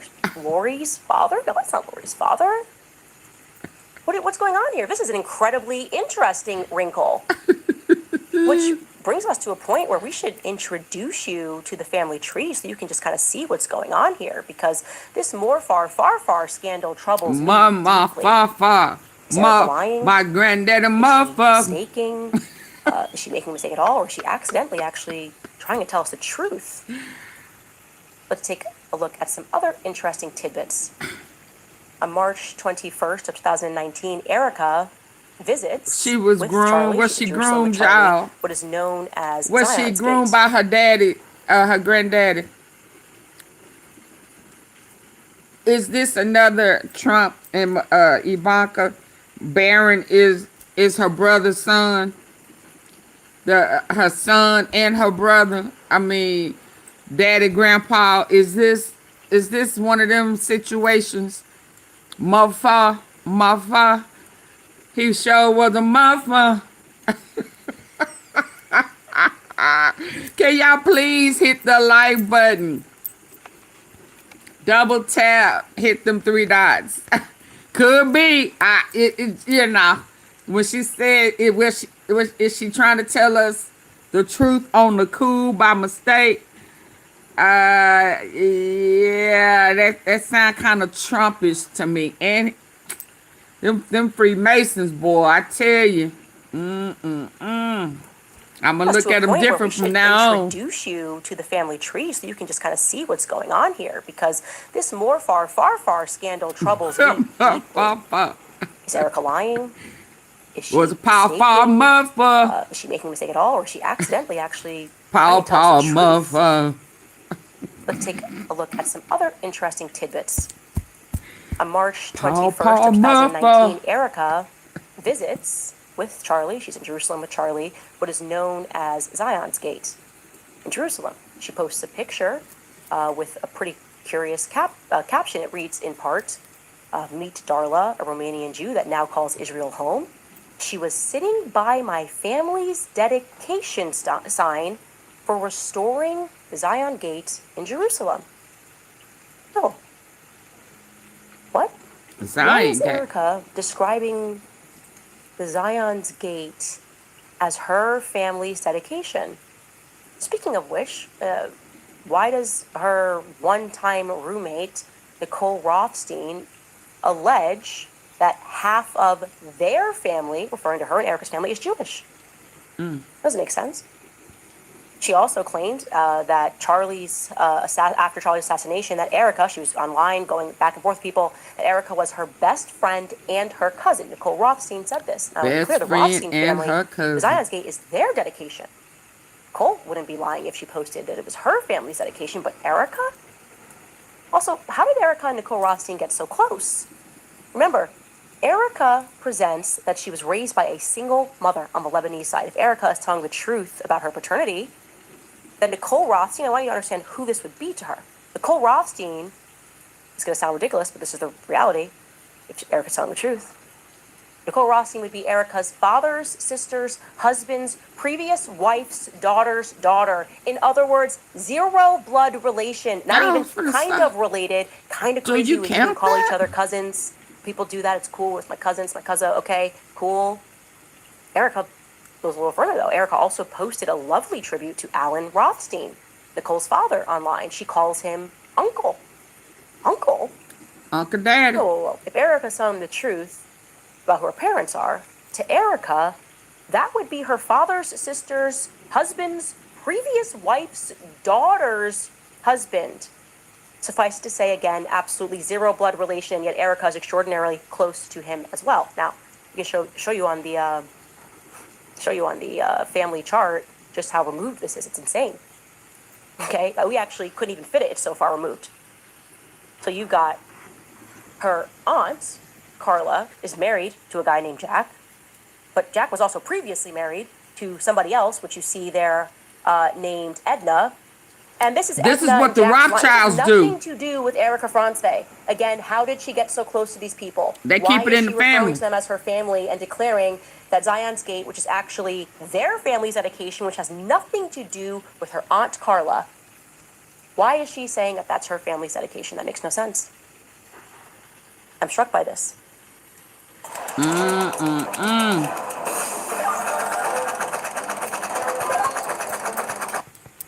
She wanted them. She wanted them. She wanted them. She wanted them. We could imagine how it could make sense. Now, again, we're imagining here. We're trying to make sense of the things that Erika is saying. I could imagine a very easy way it could actually make sense. Her closeness to the Rothsteins, her dedication to Jerusalem. Erika wants to be and only if we take Erika she's one of them kids. When she says Morfar. Let's assume that Grandpa Either Carl that or is she's an indeed incest. her mother's father. That would mean, well, obviously, Lori's wouldn't be her mother. It would also mean that Kent, just by nature of him being a man, is not her father. We're looking for her mother's father. So we have to start looking at Kent's siblings that are females. That would give us only 3 options. We can bring this back up. One of Kent's sisters would be my first pick. I'm gonna we're say seriously in here, but I'd go with Carla because she's married to Jack Solomon, and that is Jack Solomon's dedication. She Carla one of wasn't them even married to kids. Jack until 2002. One of them kids that they don't Which is undocumented kids. My whole family and my family's dedication. No, but if Carla or her mother's incest. father, if her mother was Carla, actually it would all make sense. Solomon is the very man who financed the restoration of Zion's Gate in Jerusalem. If Jack Solomon was her so father, her aunt is her mama. Would indeed be her blood relative cousin. But again, that's purely speculation. We don't have to go into speculation. Let's just give you the facts more about Jack Solomon. What is factual is that Jack Solomon eventually marries Carla Ronsvay in 2002. And there are also some other really interesting facts about Jack. Jack and Erika's aunt, Ooh, let me tell you something. Carla live in Utah. I know that Erika Kirk is pissed right now. I know the evil witch. Now, which one of these pictures is evil looking? I know the evil eye. Nah, that one ain't evil. I know she looking at Candace saying that. I know she ain't saying I forgive you.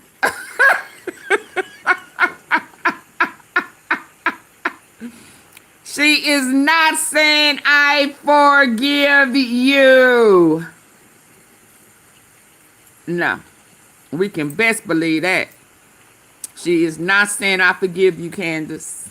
He graduated from what is today known as Utah Valley University. He's very involved in the university.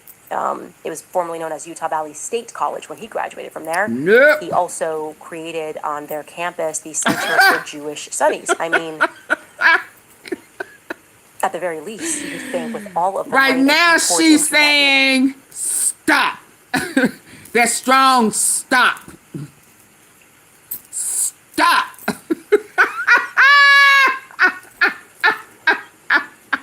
Just stop. Baby, ain't no I forgive you up in here. You done said I'm what she call it, grandpa motherfucker. Is he my daddy? Is he my grandpa? Is he my daddy uncle? Am I adopted? Was I kidnapped? What? Just stop.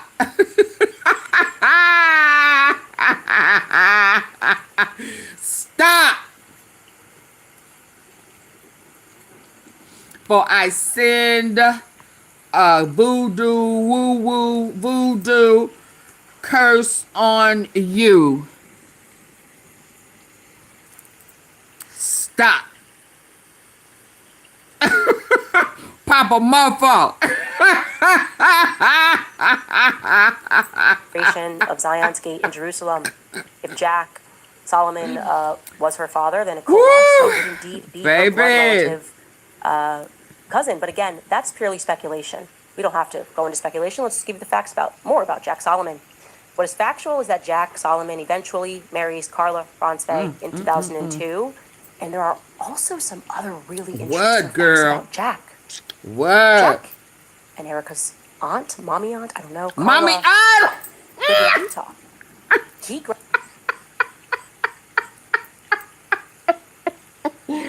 Mommy aunt!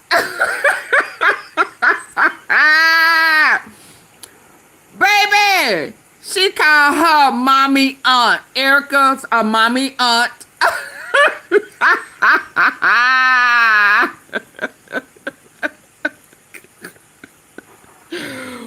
Woo, this is funny, baby. She said, you should have left my friend alone.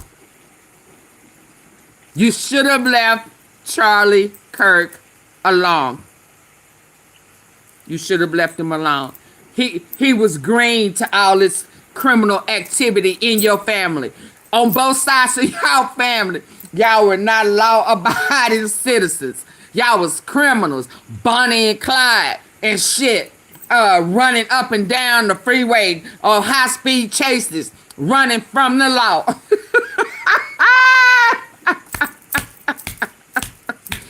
Paw motherfucker, and my auntie is mama auntie, sister cousin. She said, you know my friend was not ready and prepared for all of this foolishness that your crooked ass family on both sides, that's what you was raised in. That's all you've ever known. You knew he was not prepared for all of this trickery and shit y'all had up and down y'all sleeves.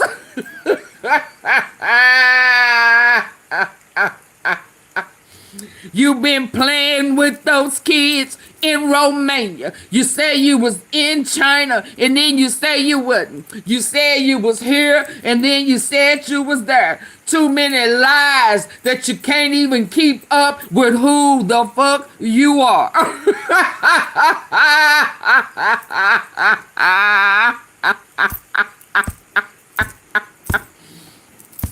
Woo! You should have left my friend alone. You shouldn't have been lying to me. I told you, until I catch you in your shit, I'ma leave you alone. I'ma act like you didn't have nothing to do with my friend being assassinated in broad daylight for millions of people to see. I told you, until your shit don't line up. But the minute, the very minute, I say the minute your story start falling apart, I'ma be all over your ass. Ain't gonna be nothing you can do or say to pull me up off of you. You can have them Benz, Lens, Terry, and Eric. You can have everybody in their mama come to try to get me off of you. But ain't shit they can say or do gonna be able to work until I expose you, and you, all you motherfuckers. All of y'all was in on it together. You let me tell it. I mean, every last one of y'all was in on unaliving my friend. And it ain't gonna be over until I drag y'all through, up and down to the end. It's gonna all be exposed over my dead body.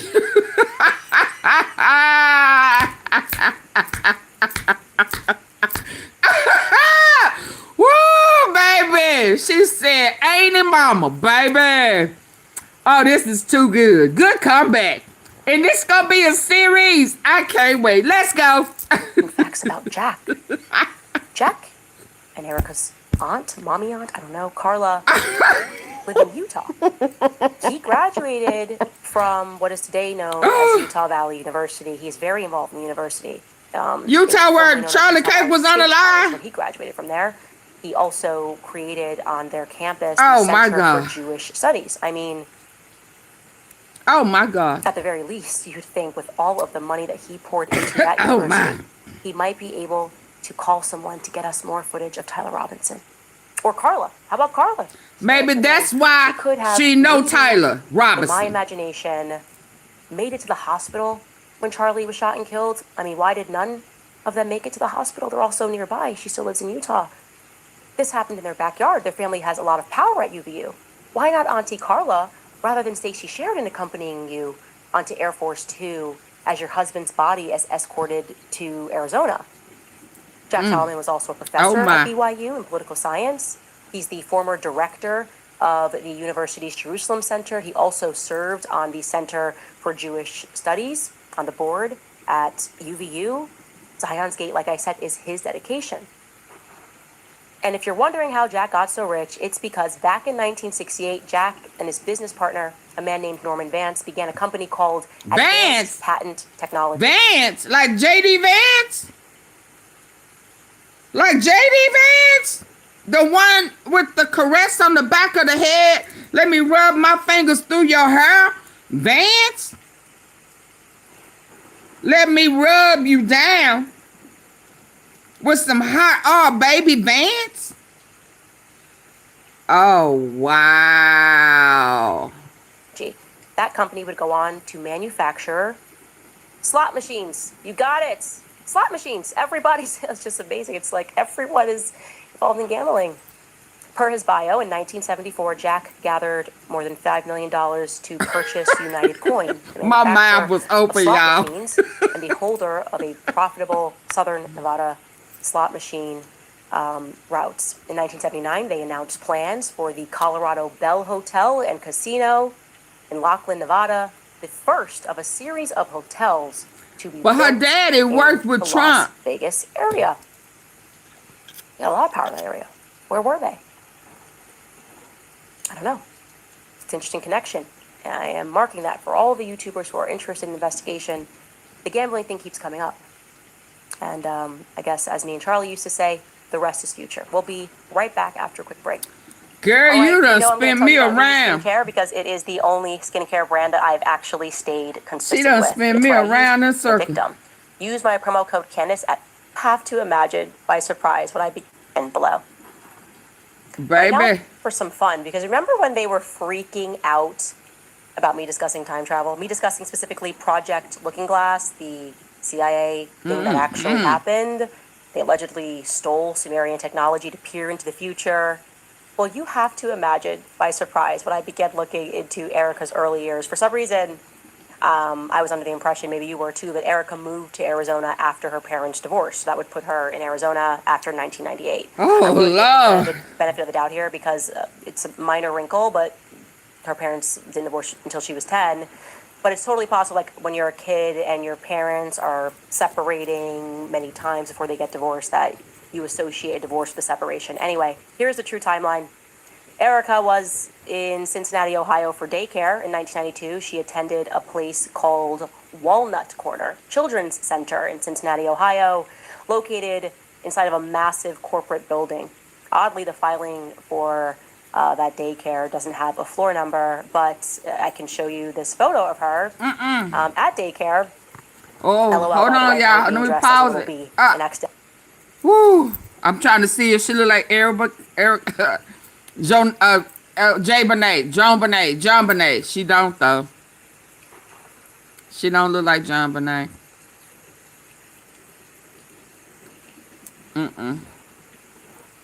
Not to me.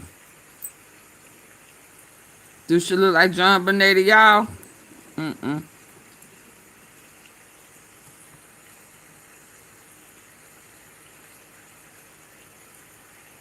That's not the same nose though.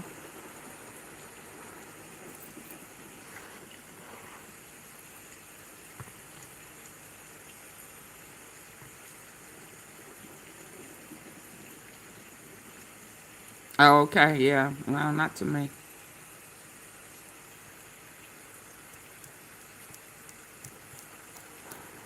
I mean, it looked like her, but I mean, it looked like Erika, but the nose, maybe she got a nose job. I don't know. Only throwing up some Freemason hand signs. That's just like a nice. But she looked nice like add to John the story. Bonet, this little girl Thereafter, with makeup she on. moves to Arizona, and she attends a school that they have virtually tried to wipe from public existence. Now, it's very difficult to explain this unless you're in the weeds, but there is another school by the same name that goes on for a little bit longer. But this particular school came to fruition when a man named John T. Goley incorporated Educational Alternatives up in Minnesota. It's called Educational Alternatives Incorporated.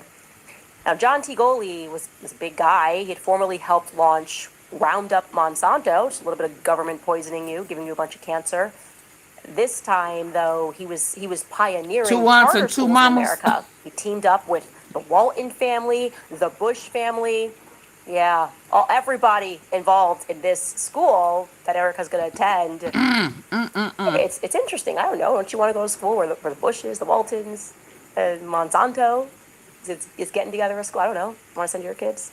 Anyways, John T. Goley, and Jeb Bush went on to Good Morning America to announce the project. The schools would come to be known as Tesseract schools, named after the children's book, A Wrinkle in Time, story about time travel. The protagonists of that book fly through space and time using a Tesseract to rescue their family from evil forces. It's a battle between good and evil using time travel, and it's about to get even more fun. Because when these powerful families decided to start the Tesseract school in Arizona, they began with a small school in Paradise Valley first.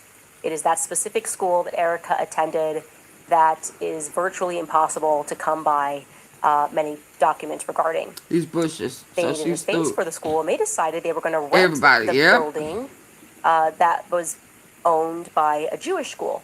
Forgive my terrible Hebrew, but the school, I kid you not, was called Gan Yaladim Looking Glass School.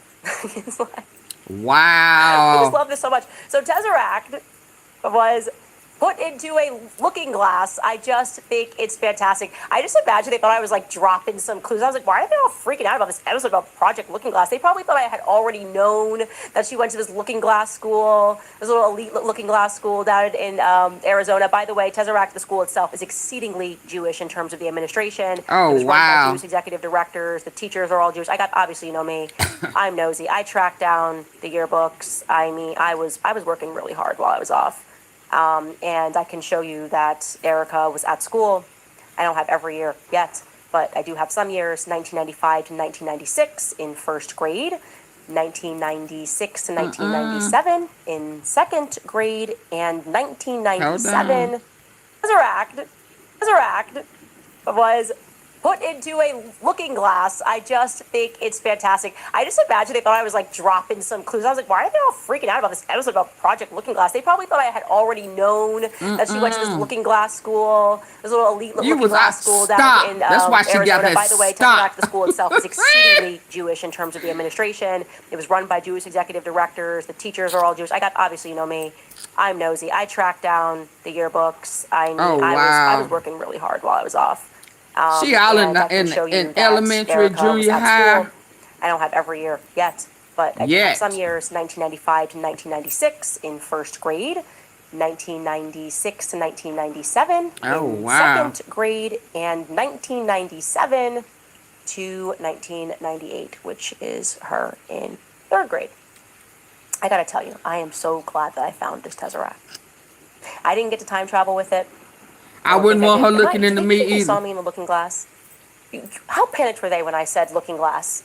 Whoa! No! She's talking about Project Looking Glass. That's crazy. How does she they're know? Down in Arizona, like naming their schools Project Looking Glass, like Looking Glass Tesseract. Put them in the school.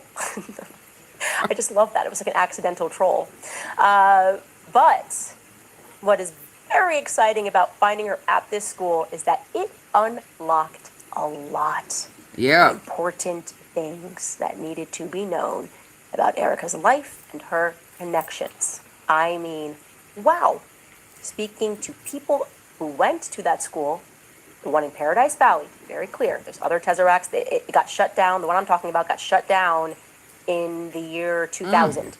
And then other schools, because they had other schools, kept going. They changed ownership. But this one was there for a very small amount of time. I'm looking at the yearbooks, and there are some interesting players involved in this school. People that kind of went down for fraud. Just robbing the piggy bank. It's a recurring theme. I told you they was here, though, for today, because that's a lot. I've given you a lot today. You sure have. And we should probably get to comments. It's just a lot, guys. There's a lot going on with that Tesseract school. We'll be back after a short break. All right, you guys, between groceries, travel, and higher prices, it's easy to feel overwhelmed, especially if you are all I meant Soft to be Candace. off by now. I can turn your wildest ideas into a song. Ooh, but I can't. We gotta stay. And let Mareka the Fifth Eight handle the rest. The more far scandal. I see you guys in the chat. Why is it so fun to say? Also, why aren't we doing that? It's so, like, we should be saying that. We want to say that now. I want to adopt that. I want to say that's my far. That's my more far. Like, that just makes sense. I hate having to explain that's my mother's fault. It's like, why can't we call my far? That's my far. Is that your more That's my more far. Anyways, you guys are killing it over there in Sweden. That was fantastic, and I loved that tidbit. That was like, Mama ain't what? You can't just say that. You can't just call him. You can't call your more far a piece of far.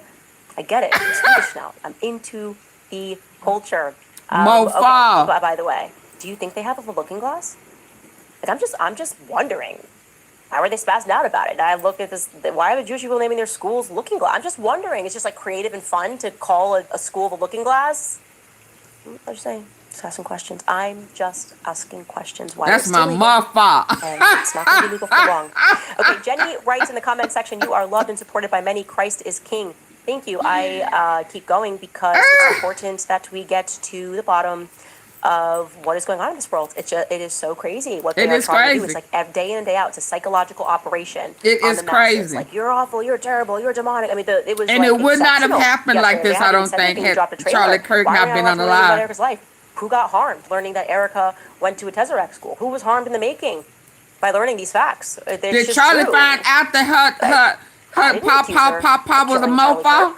I'm telling you who this person is because she's at the helm of this company. It might be relevant to know whether or not she's telling us truth about her background at all. Right. And thus far, and as we get further into this story, you will see that she's not, or she's misremembering. I don't know.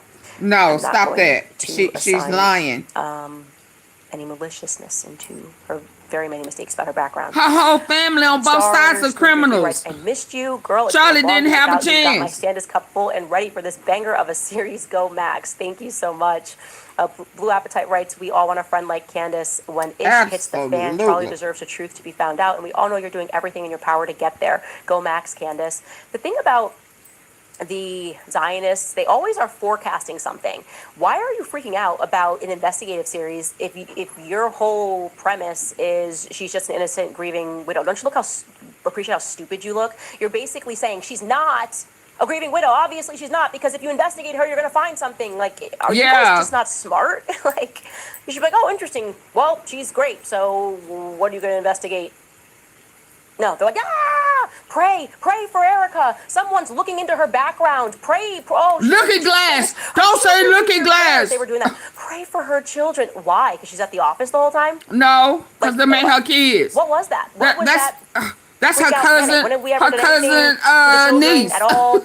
Ever said anything? They made her kids. You want the children to be great. You should not be praying for the children because an investigative series is coming out about their mother who has chosen to be the CEO in her husband's stead. That's a decision that was made.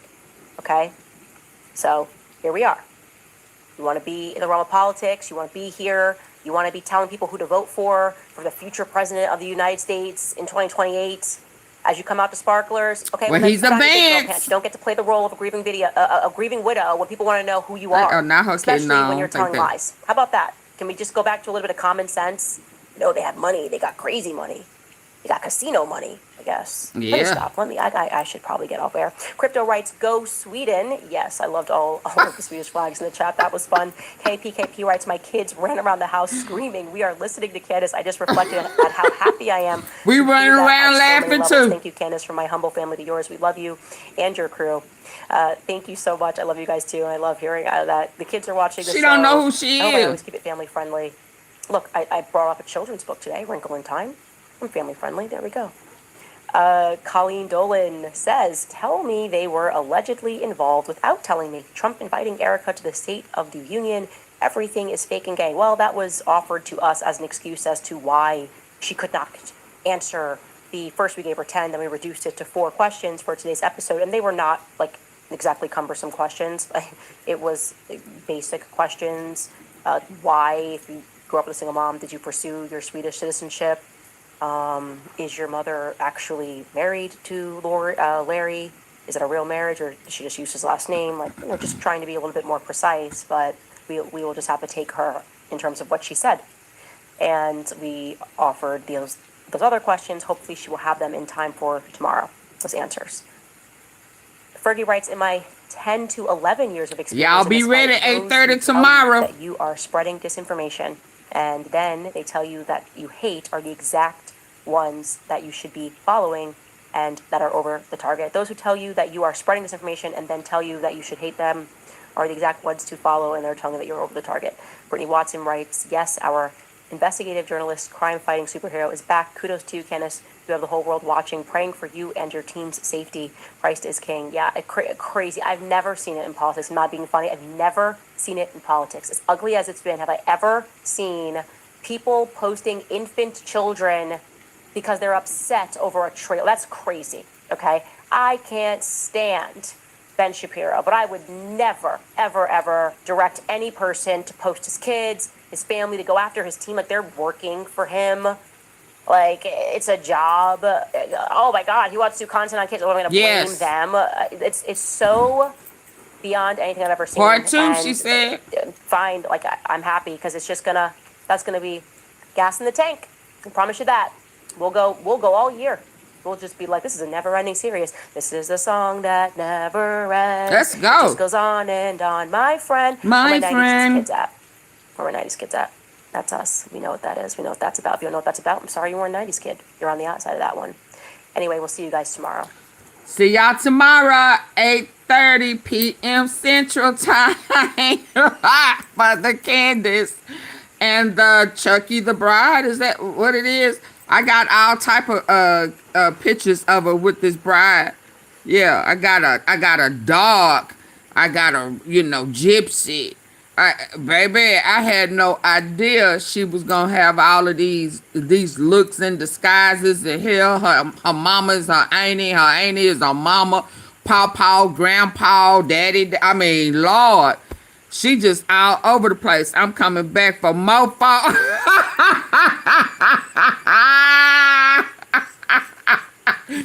I will see y'all tomorrow. Bye. Have a good night.